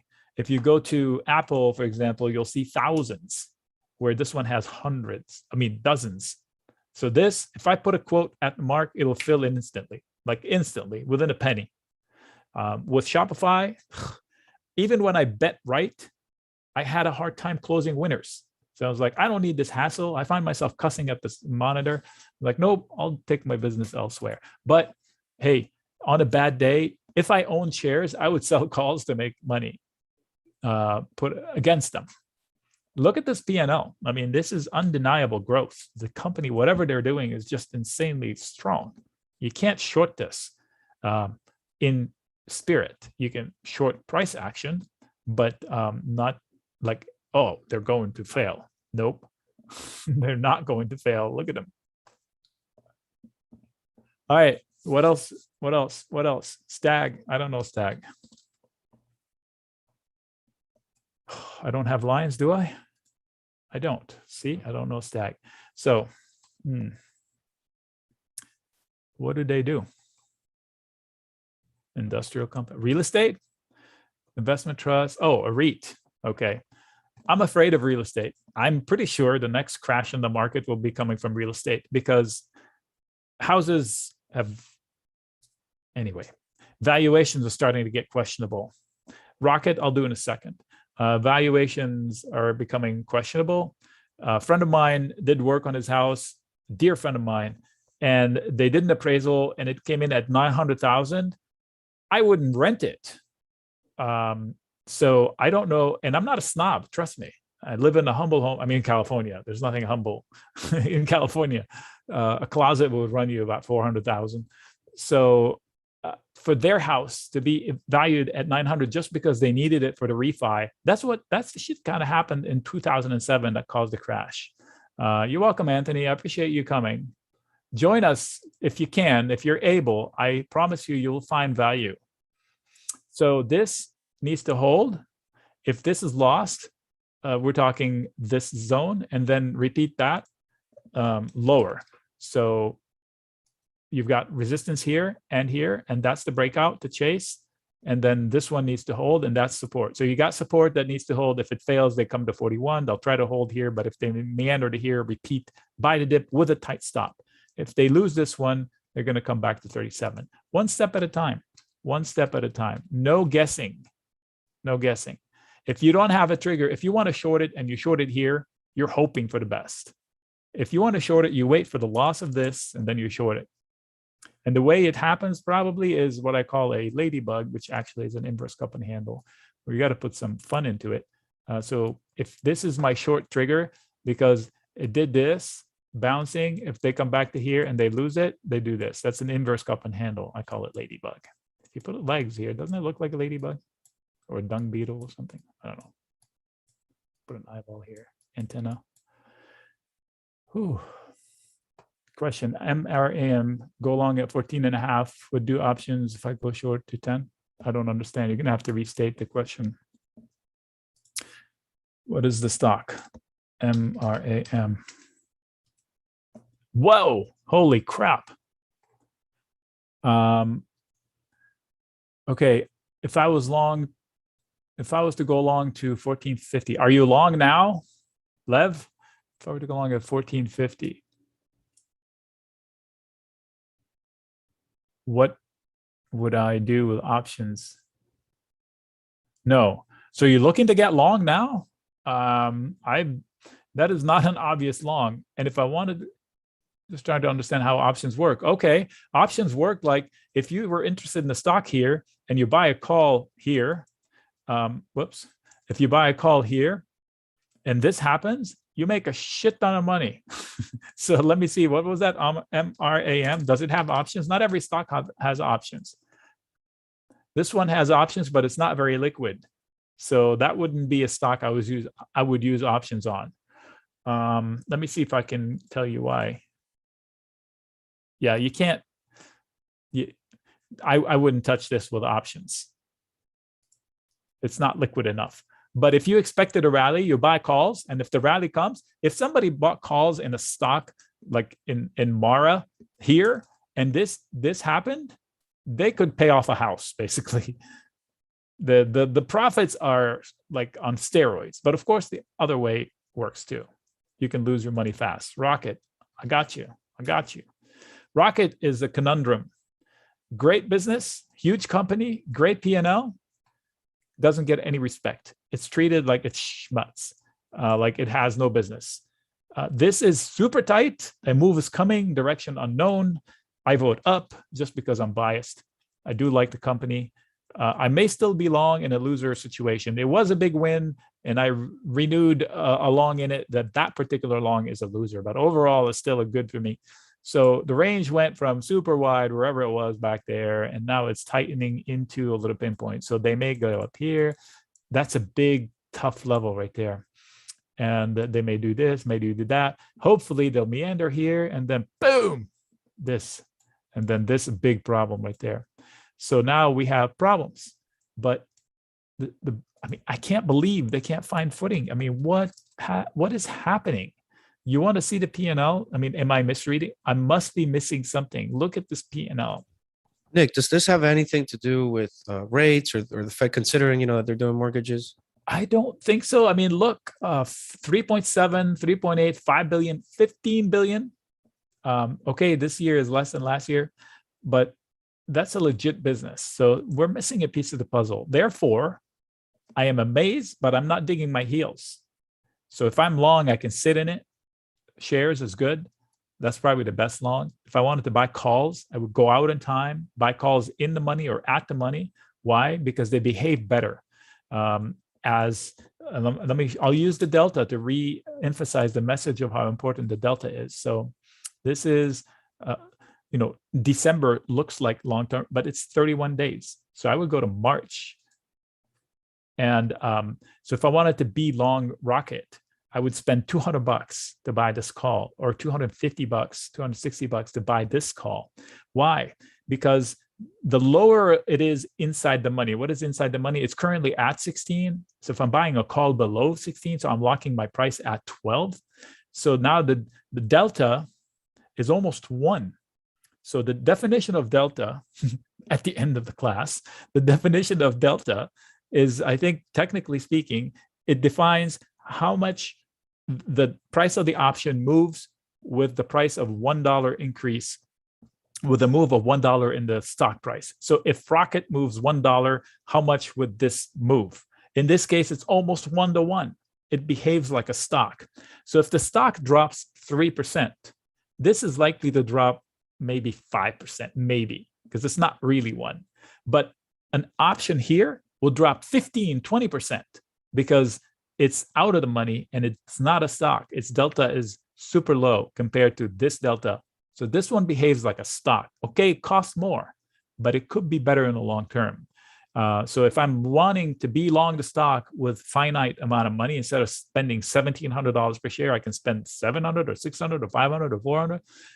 That's better than buying one of these, because this one, if the stock drops $1 or has a 5% down day, this will be down 30% in one day. You'd be go, what happened to my money? Well, if you had invested a little more money, you would have hang on to more of it. That's why I would do it. And I would sit on it. And if you get a super spike, then you make a bank, and with very little out of pocket.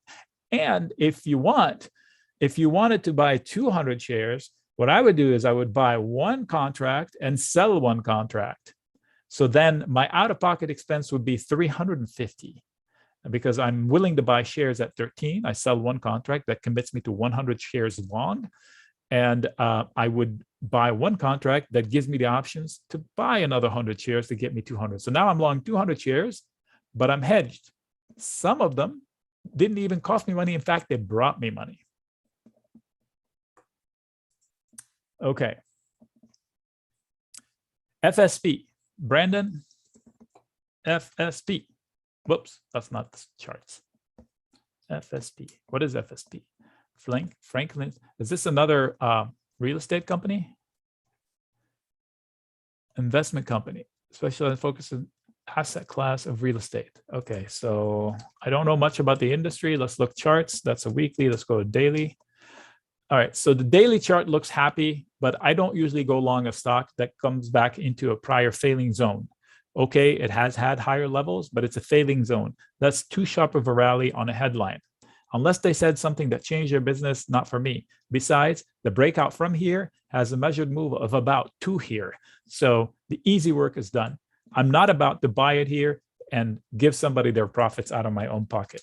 So I would wait it out for the next dip. Furthermore, if I expand to a weekly chart, look at that. Is this an obvious entry point? Hell no. We're talking about a descending channel. Now, they may have stopped making new lows, but I want to see the breakout. So for me, if I'm not long, I wouldn't touch it until it gets above 6.7, maybe even 6.8. Knowing full well it has a lot of resistance to go through. That's FSP from start to finish, BNGO. Bingo was his name. So these companies are pretty bad to play with options, especially if you're selling options, because with me, my asset is that I plan around known elements. So you give me an unknown, like an FDA headline, which could come out any day. If this is one of them, I would avoid the whole sector. I do not sell credit spreads inside the biotech stocks, very rarely. That's the caveat. Technically, this is a weekly chart. This is a buyable dip. This is a very pivotal zone. So this is your guide candle. As long as this is holding, I would hold long, knowing full well that any point in time it could go this or that. You've seen that Novavax. Did you know Novavax has been trying to pass a vaccine since, can anybody know the number on Novavax? When did they start? 1990s or something? Yep, 88. 1988. Not one to their credit. This is the one. That's Novavax. And by the way, it's still a single digit stock. They reverse split 20 times to get to here. I don't think so. I looked at what medicines that they have on the market. They got none. I was long Novavax several times before and got out. And then I caught the falling knife when it was 13 and then it fell to 80 cents. That was in 2016, I think, 2015. It crashed. I bought $1 call and it went to like 120. So I made money on that, but I haven't touched it since. They better come to market already. We need them. The world needs them because the more medicine companies you have, the better the medicine becomes and the less of a problem it becomes for the whole world. And we'll be ready to tackle the next one. But it is, it's a headline stock. So it's not good to sell credit spreads in those things. So if you believe in the company, want to risk some money on the upside, I would buy calls or call spreads, knowing full well that I'm risking the whole shebang because at any point in time, it may be great or may be super bad. So they're binary on any day. That's why they're not good for options unless it's lottery money. So if I'm okay walking away from the few $100 I throw at it, that's fine. But if I'm investing my nest egg in it, I'm a gambler, and that's not me. PayPal, I think I already did PayPal. I would buy the dip. I am long.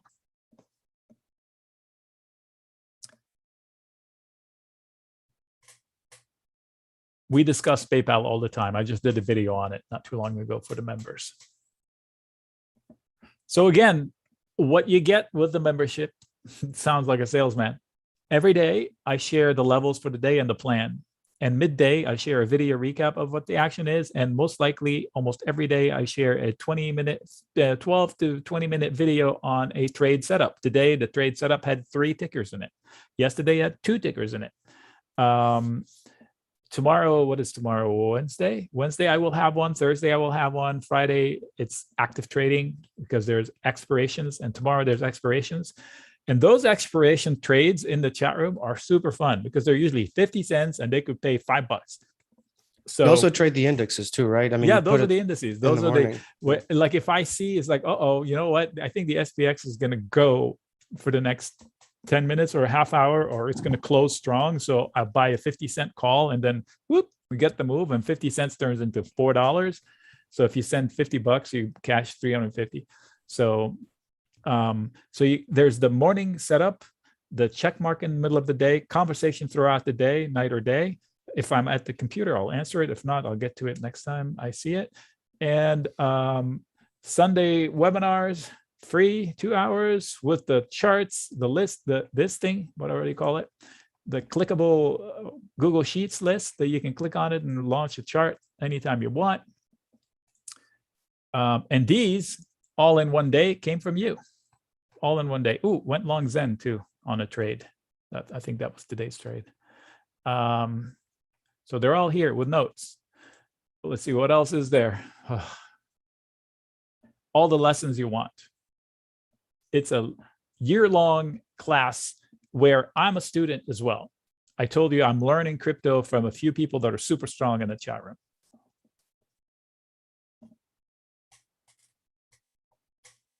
Can we sign up half price today and pay next Friday? Hit Rodrigo up. He'll hook you up however you can. How do we know? How do we know when do we enter and exit? Well, when you enter is I share my setup. So the entry is on me. I tell you there's an opportunity here, whatever here is. Let me see Zen. Zen was a trade today. Trade, not an investment. Company is good. The industry in it, it's good. I like this candle right here. I like the fact that they haven't come close to it. The opportunity is I want to capture the spike. And there's only one line standing in front of it, 105.x, 0.4. This is a big gap. I don't anticipate they fill the whole gap, but I want to capture that. So I shared a whole video about that, saying I can get long now, or I can wait for the dip, or I can wait for the breakout to chase it. I shared the legs I would use for that and my thesis on it. I shared where I would stop out, where somebody else might want to stop out, what the best trigger is, and the potential outcome, where resistance lies. Where you exit, that's on you. Because I like the book early, And my portfolio is different than yours. If this is my only long, I wouldn't exit on the first pop. If I had 10, 15, 20 long stocks, I would exit on the first pop. So there's no way for me to tell you it's appropriate for you to exit your position. I share my setup, my trade, you do your own, but I'll provide as much information to guide you along.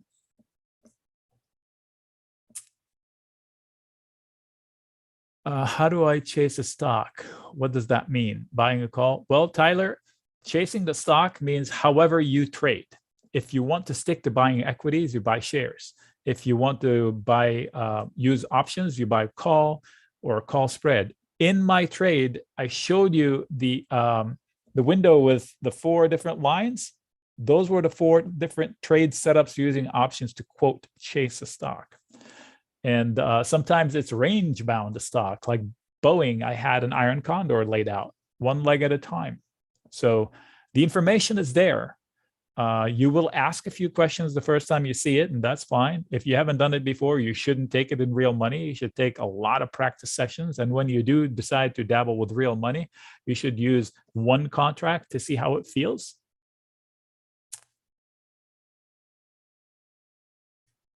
You're welcome. I don't know if it's Tyler, Judy, or Judy, Tyler. So you're welcome. I will set the chart with all these lines. You call on me, Tierno. You mean the lines, these lines right here? I draw these myself. That's homework.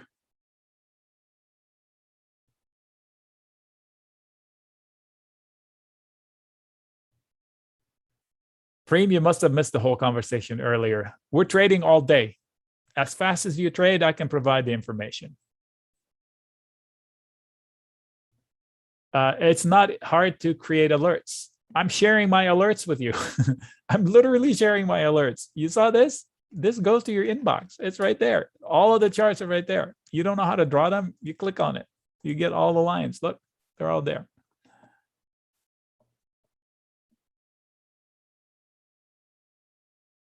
Would I be able to call out on long stocks or simple long calls?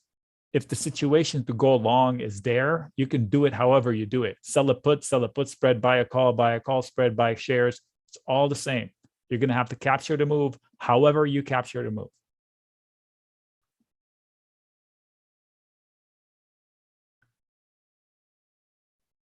The Google Sheet, this is from Sunday. It's available for you there anytime you want to click on it. Otherwise, you're in the chat room.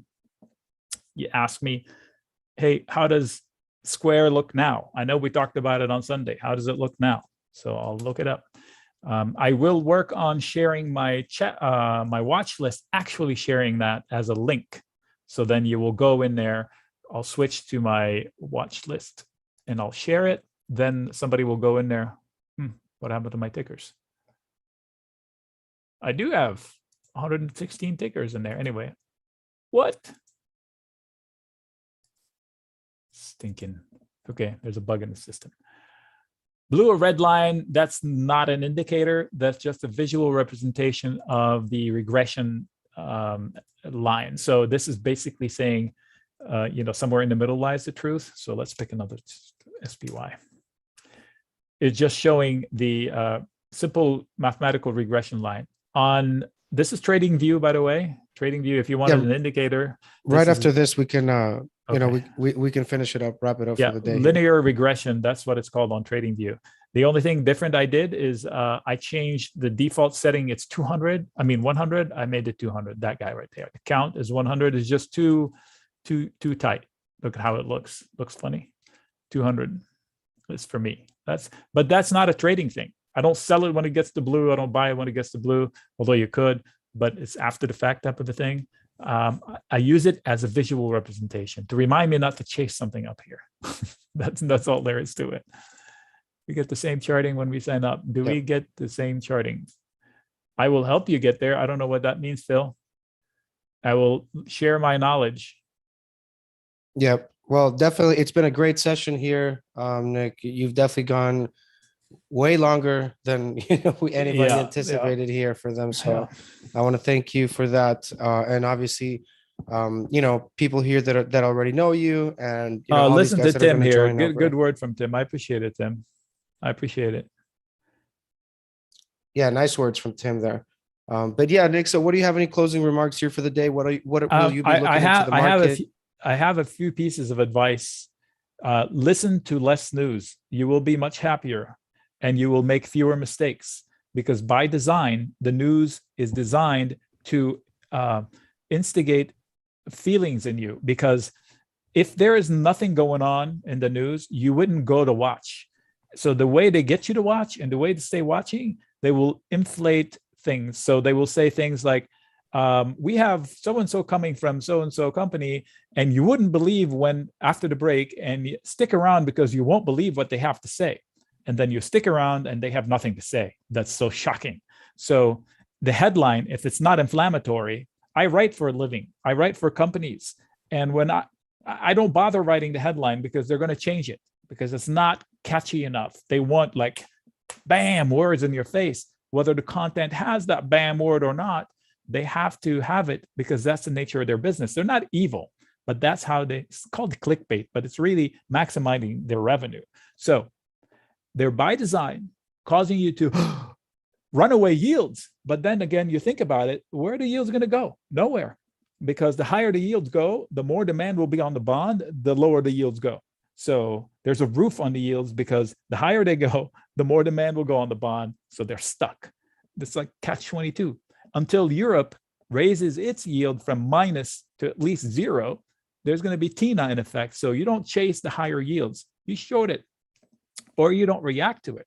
You just use logic. So avoid the news. Trade with friends. We have a great bunch of friends, hundreds of people in there, not one jerk, I promise. That's another thing. And do a little more homework on charts. I wouldn't take one trade without consulting the charts, because machines are doing the trading. And if you turn a blind eye to it, you're immediately giving the competition the edge. What competition? You say, every time you do anything in the market, there's a competitor on the other end doing the exact same opposite, the other side of your trade. You think they're idiots. They think you're an idiot. If they're using tools you're not, you're at a disadvantage already. So don't just use common sense. I'm by far, I cannot claim to be the best trader. I have good statistics on my favor, and it's proven. But my best asset is the fact that I bring it back to plain, simple English, nothing fancy, bare bones minimum. That's all you need. Look at this chart. I don't have MACD. I don't have Fibonacci. I don't have anything. I just have lines and hand-drawn lines and the volume profile, because this is price, and price is truth, and then the rest is eyeball and opinion. That's it.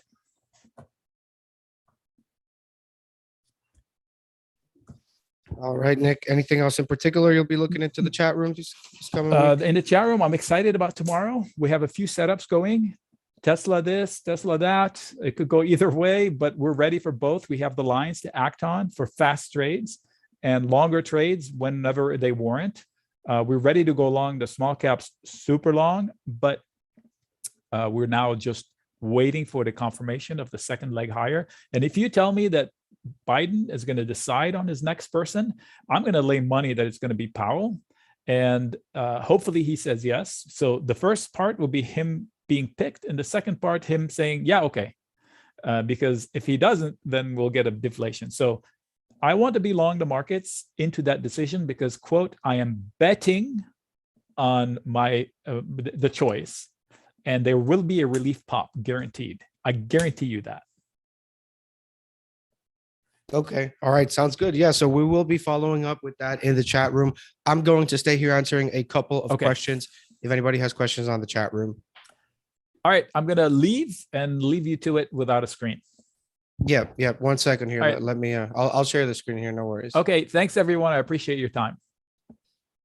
All right. Thanks, Nick. Thanks for joining here. Yep. All right, guys, I'm going to show you really quick. And if you have any questions, right now is the time to ask. If you have any questions on the chat room, this is your time. This is your moment. Put them in the chat, and I'm going to go over all of them. I'm showing you the checkout page, so you know where you're looking at. So this, if there's a laptop there in the screen, you will get a laptop. If there's no laptop left, then you won't see one there. It's 78% off till midnight. There's 5 hours left to get this. I'm going to open your questions here in a second here, guys. Link to the chat. All right, 1 second.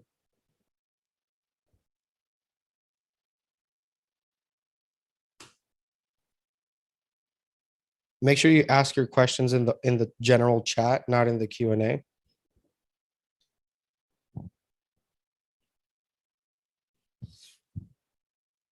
All right, let's go over these questions.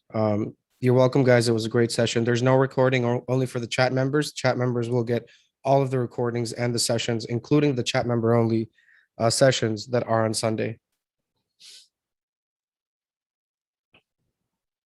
Percentage win, 90% win rate, Prem. Link to chat, it's posted. No, it doesn't. True Shield, but you can email me and we can talk. It's a complimentary gift. It's a Google Chromebook. It's a gift. It doesn't make a difference like if we take it off or not. It's just a gift. So it doesn't change the price. The chat is what we were. So everything that you saw Nick doing right now is what we do every day in the chat room. We're not doing this, for fun. We are actually trying to help our members profit in all types of markets. So, this was a little bit more in the middle because we're not actually giving you guys any trade recommendations or anything here. That's what we do inside the chat room. This is really much more like a sneak peek of what we are really doing there in the chat room all day with Nick. And we actually launched a new chat room that's going to be up this week. So that is a bunch of upgrades on the chat room. And these tools on the right that you see, this movers tool, we just added this one. We have a whole bunch of developers adding more tools. So this is just the first one that was launched. There will be other ones that will be added there. You do not have to pay extra for all of the added tools that we will be giving you. That is just another courtesy, another complimentary gift that we are giving you guys so you can have more value from the chat room, have a more engageful conversation, a more fruitful conversation, and bring those trade ideas, possible trade ideas to Nick.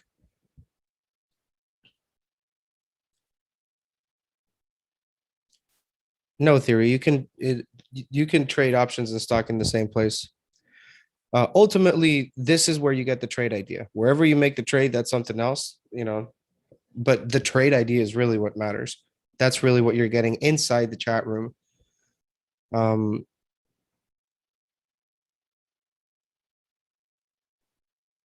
No, Phil, it's a new laptop. It's not like refurbished or anything. Like it's yours. You keep it. You don't have to give it back. None of you guys have to give back the laptops. That is a gift. You keep it. You don't have to return it. And it's all browser based, so you don't have to download anything. Nothing that can use much memory.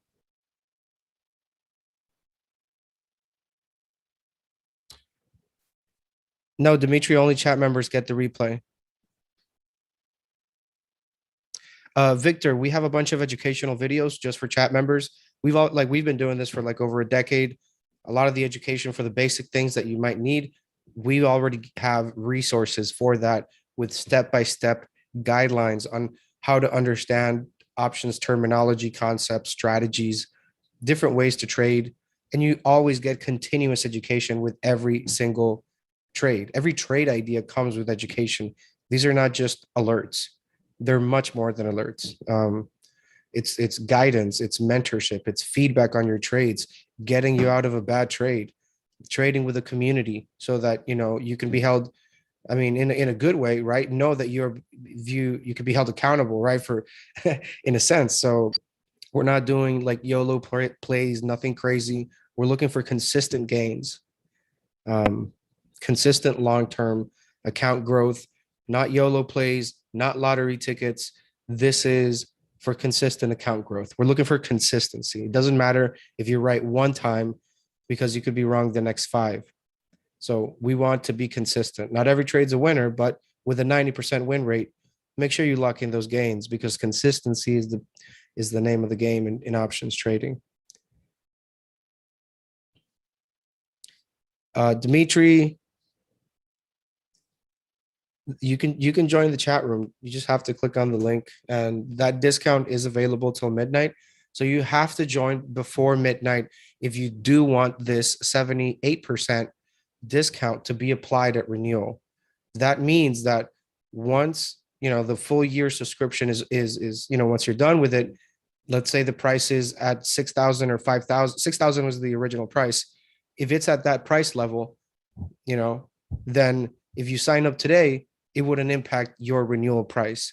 But that is just for today. It's with the checkout that we have today. So by joining today, you keep the 78% off at all renewals. It is a lifetime discount, but that is only for tonight, the actual that it works that way. Esther, can you send me an email? Maybe we can do something like that. Maybe we typically don't, but maybe I can help you out. Yep. And make sure you if you have any questions about the chat room, Orange from YouTube, send me an email. This does not come with that, but maybe I can work out something for you. We'll have to get on the phone and talk and see really where you're at. What do you need as a trader? Like what your needs are and such. So I'll drop the link in there for you, and I'll drop in the contact in the YouTube chat.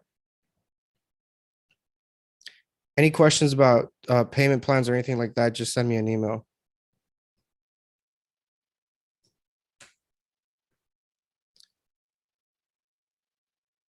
No, Rafal. Dimitri, the link, I'm posting it in the chat. The discount will go away after midnight, and it will not be the discount that renews. So, I mean, it would not, the discount would not renew next year. So that's why you have to join before midnight. That is the most important thing. Robert, we start pretty early in the chat room. Very early. So it's open for everybody at any point, but like Nic is going to give you a plan in the morning with all the trade ideas as far as like, how are the markets looking? Because if everything's red and we're tanking down, sometimes it's better to just wait and see or take the other approach of the trade. So, but you're going to get an overall perspective of the market early in the morning, pre-market. And then from there, we approach the day, right? Lax, we're going to send the laptop after the 7-day money back guarantee. So whenever you're done with that period, we would be shipping that out to to wherever you tell us to. So after the 7-day refund period. Greg from YouTube, we spent like 4 hours here already going over tickers. I'm gonna have to rewind. It's about 8:30 Eastern. Robert, could be earlier. Yeah, make sure you ask your questions about the chat room while I'm here, guys, before I close the stream. Let me know if you have any questions or doubts about how it works, the chat room, the strategy, what Nic is doing, when you can meet up with him. You have the live sessions on Sundays with him just for chat members. You put in your ticker, whatever stocks that you're looking at, and he'll give you a full analysis on all of that and discuss it in the live sessions too.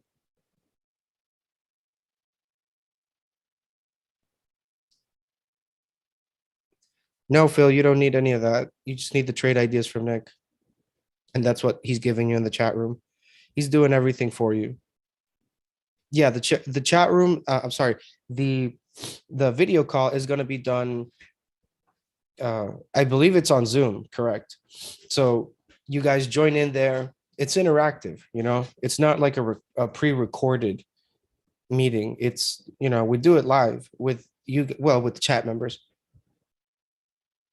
Yeah. So so this is a different chat room from like many of the other things that you guys have maybe used in the past. This is not like a Discord chat. It's not like one of these Reddit boards. We only have active members, active paying subscribers in the chat room. This is not a pump and dump chat room like 99% of all those chat rooms are. That was a big mistake that I made when I was starting in my early days in options trading and in general stock trading. So it's easy to fall into that. And there really wasn't something like this that was built at the time. But since we were able to build it for you here at Benzinga, giving you the tools, adding more tools to you guys, we have a full task force working on giving you additional tools right in their chat room, right in the chat room. You see the movers tool there? That is just one tool. We're going to keep adding more. You don't have to pay more for any of that. That is just, Courtesy. We want to help you. That's our goal. And it's only the beginning. It's really only the beginning. This chat room, I think by the end of the week, we're going to have a new update released, and it's going to let you do a lot more different things because you can already have direct communications, direct messages with Nic. But on top of that, you're going to be able to do a lot more things, like change your username or your picture at people, like, and have like a little notification there. So it's definitely meant for interaction. Rickman, we don't, but you can email me and see if maybe there's a way we can do something for you. Um,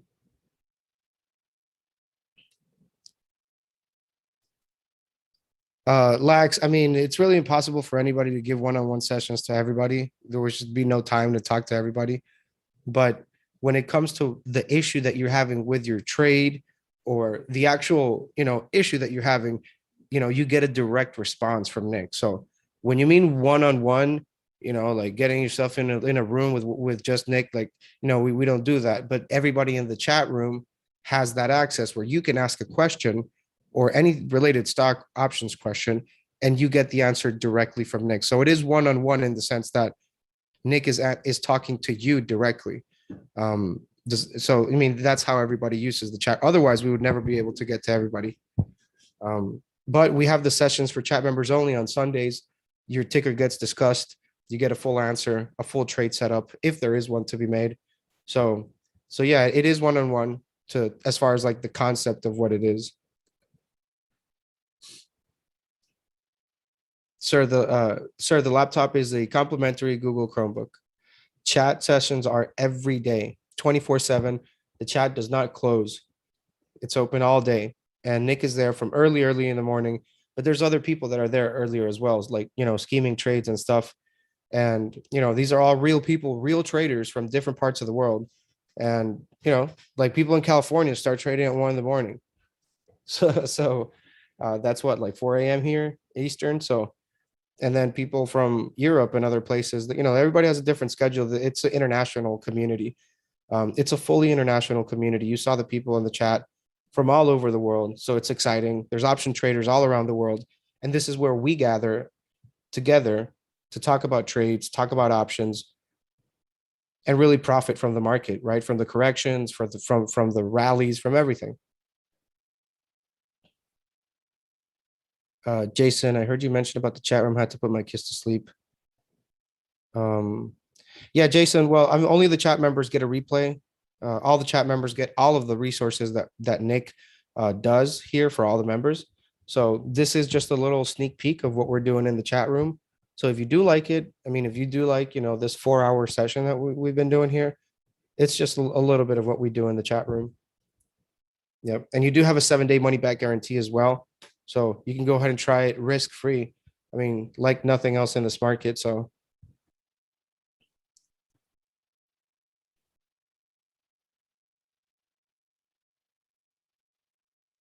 all right, Rickman. So I'm gonna put my contact there in the YouTube chat. If you do want to, reach out and about that plan, that payment plan thing, we'll see if maybe there's a way to help you with that.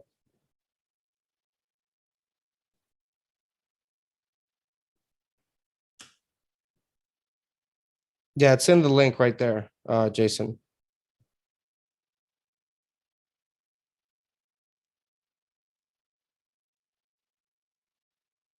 Balavir, you're welcome, man. We go hard for you guys every single day, every week, nonstop.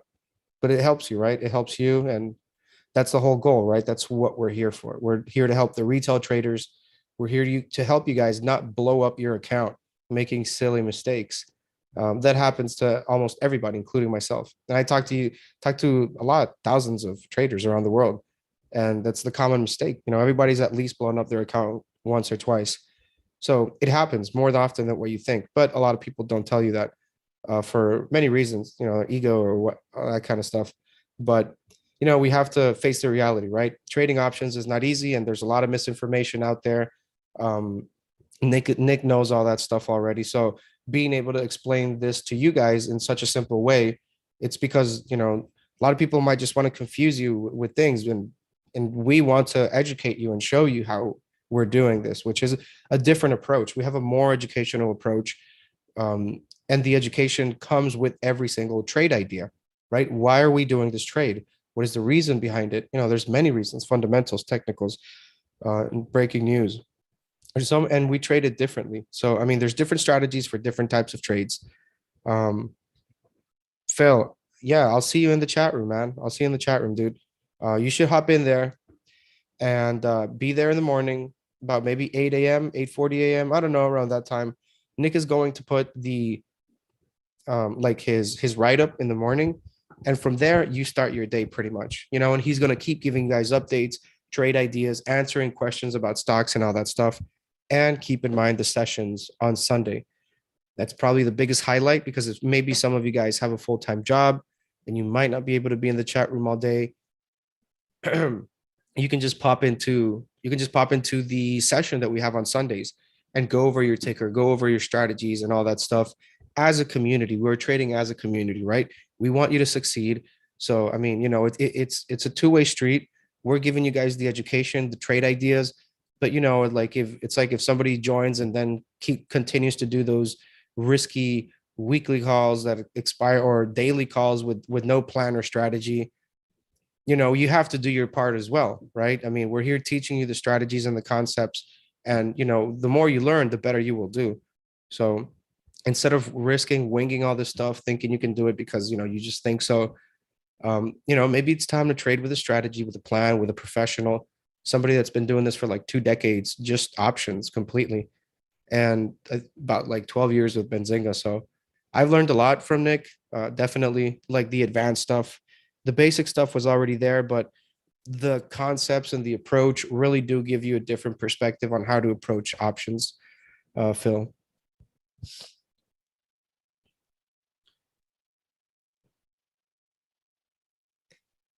Al True Shield. So I forgot to mention another upgrade that we're doing in the chat is that we are adding a chat inside the chat that you can only see Nick's trades. So Nick is the only person that can post in that chat. And then you can go back in that chat and just look at his setups and his follow-ups on those setups and trade ideas so that you don't have to scroll up if you don't want to. And that way it's a little bit more organized, give you guys in a little bit more concise manner what you need, right? The trade ideas. And then if you want to discuss with the community, you want to discuss your trades, your strategies, talk with Nick, ask him a question, engage, right? As a community, then we have the main chat room there for that. So yeah, I mean, a lot of good things coming, Been working really hard here with the coders and the developers to really push this for you guys. So I hope you guys are happy with all the changes that are going to be coming. I know you will. I've already heard from a lot of you already. So good to hear that and get that feedback. Appreciate your time too, Singh. You're good. Yeah, you're a good guy. So that's going to help you out, having that chat room separate where Nick has the trades. Robert, trade idea questions, trade setup questions. Going to have to talk to Nick in the chat room. He's the best man for that, to answer that question. So I'll see you there in the chat room, Phil, as well. Okay. Jason, have a great day, man. Enjoy your day. All right. It seems we are kind of done here with the questions, guys. So I want to give you guys a shout out. Thanks for being here. Thanks for staying up with us so late. We've been here since like 4 p. I've been here since like 4 p.m. So it's been a good session here. And good to have you guys here with us. Thank you for joining us. It was definitely educational. This, like I said, it's just a sneak peek of what we're doing in the chat room. The deal is going to expire at midnight. So if you want to go ahead and join, risk-free, 7-day money-back guarantee. Today, I mean, this is your time. And you also are grandfathered in with the discount. So that's 78% off that you have tonight. It will renew next year, right? These are annual subscriptions. And this way you keep that price, even if the price will fluctuate. The original price was 6,000. Right now it's like at 1,297. So it's not going to stay like that for too long. But if you do join today, you do keep that discount regardless of once we do put it back, at least, in the 2000s, around there where it should be. So take advantage of this deal while it's there. Hope you have a good evening for everybody here. Al, I'm going to put my contact there for you one more time. I'll post the links as well to join. you guys need to join. Like, I'm serious. Like, I've been trading options for a couple of years now, and I made every mistake in the book. I'm not shy of saying that, but like I've learned from it, and then I learned from Nick, and then things are starting to make sense. It comes a certain point where things just click in your head, and you realize that that's the way you have to approach it. So even if you're new, I know a lot of you guys are new here. I'm telling you, I've been there already. I already made the mistakes. Don't try to wing it. Don't blow up your account with the money you've worked so hard to get. Trade smart with the right community, right? Not these pump and dump chat rooms. Don't follow these crazy meme stocks. And if you do find a strategy to trade them, preferably, if get Nick's approval. If Nick gives you the approval, then should be good to go. And keep in mind, in the chat room, we're not only doing swings for options, but we're also doing shorter term trades with options. Like you saw that Tesla trade was crazy. So, it's a little bit we do a lot of different things, right? People are not just buying calls and puts. That's just one thing that you can do as an options trader. We want you guys to be a complete options trader. There's so many other strategies that you can use, and not knowing them or how to use them really hurts you, because it's like you're going to war and you're not taking the tanks and the jets, you're just taking the infantry. So when you go to war, you need to have the whole squad. That's what being a complete options trader is, being able to know all the different types of trades that you can make at different times in that stock's price action movement. So yeah, it's very fun, engaging. I suggest you guys take a look at it, try it out. And if you have any questions, my contact is there. I left it a couple times. The link is there if you do want to join. And I want to thank you guys for being here. Jerry, you're the man. Have fun, guys. And we're going to see you on the next time. All right. Enjoy your evening, guys.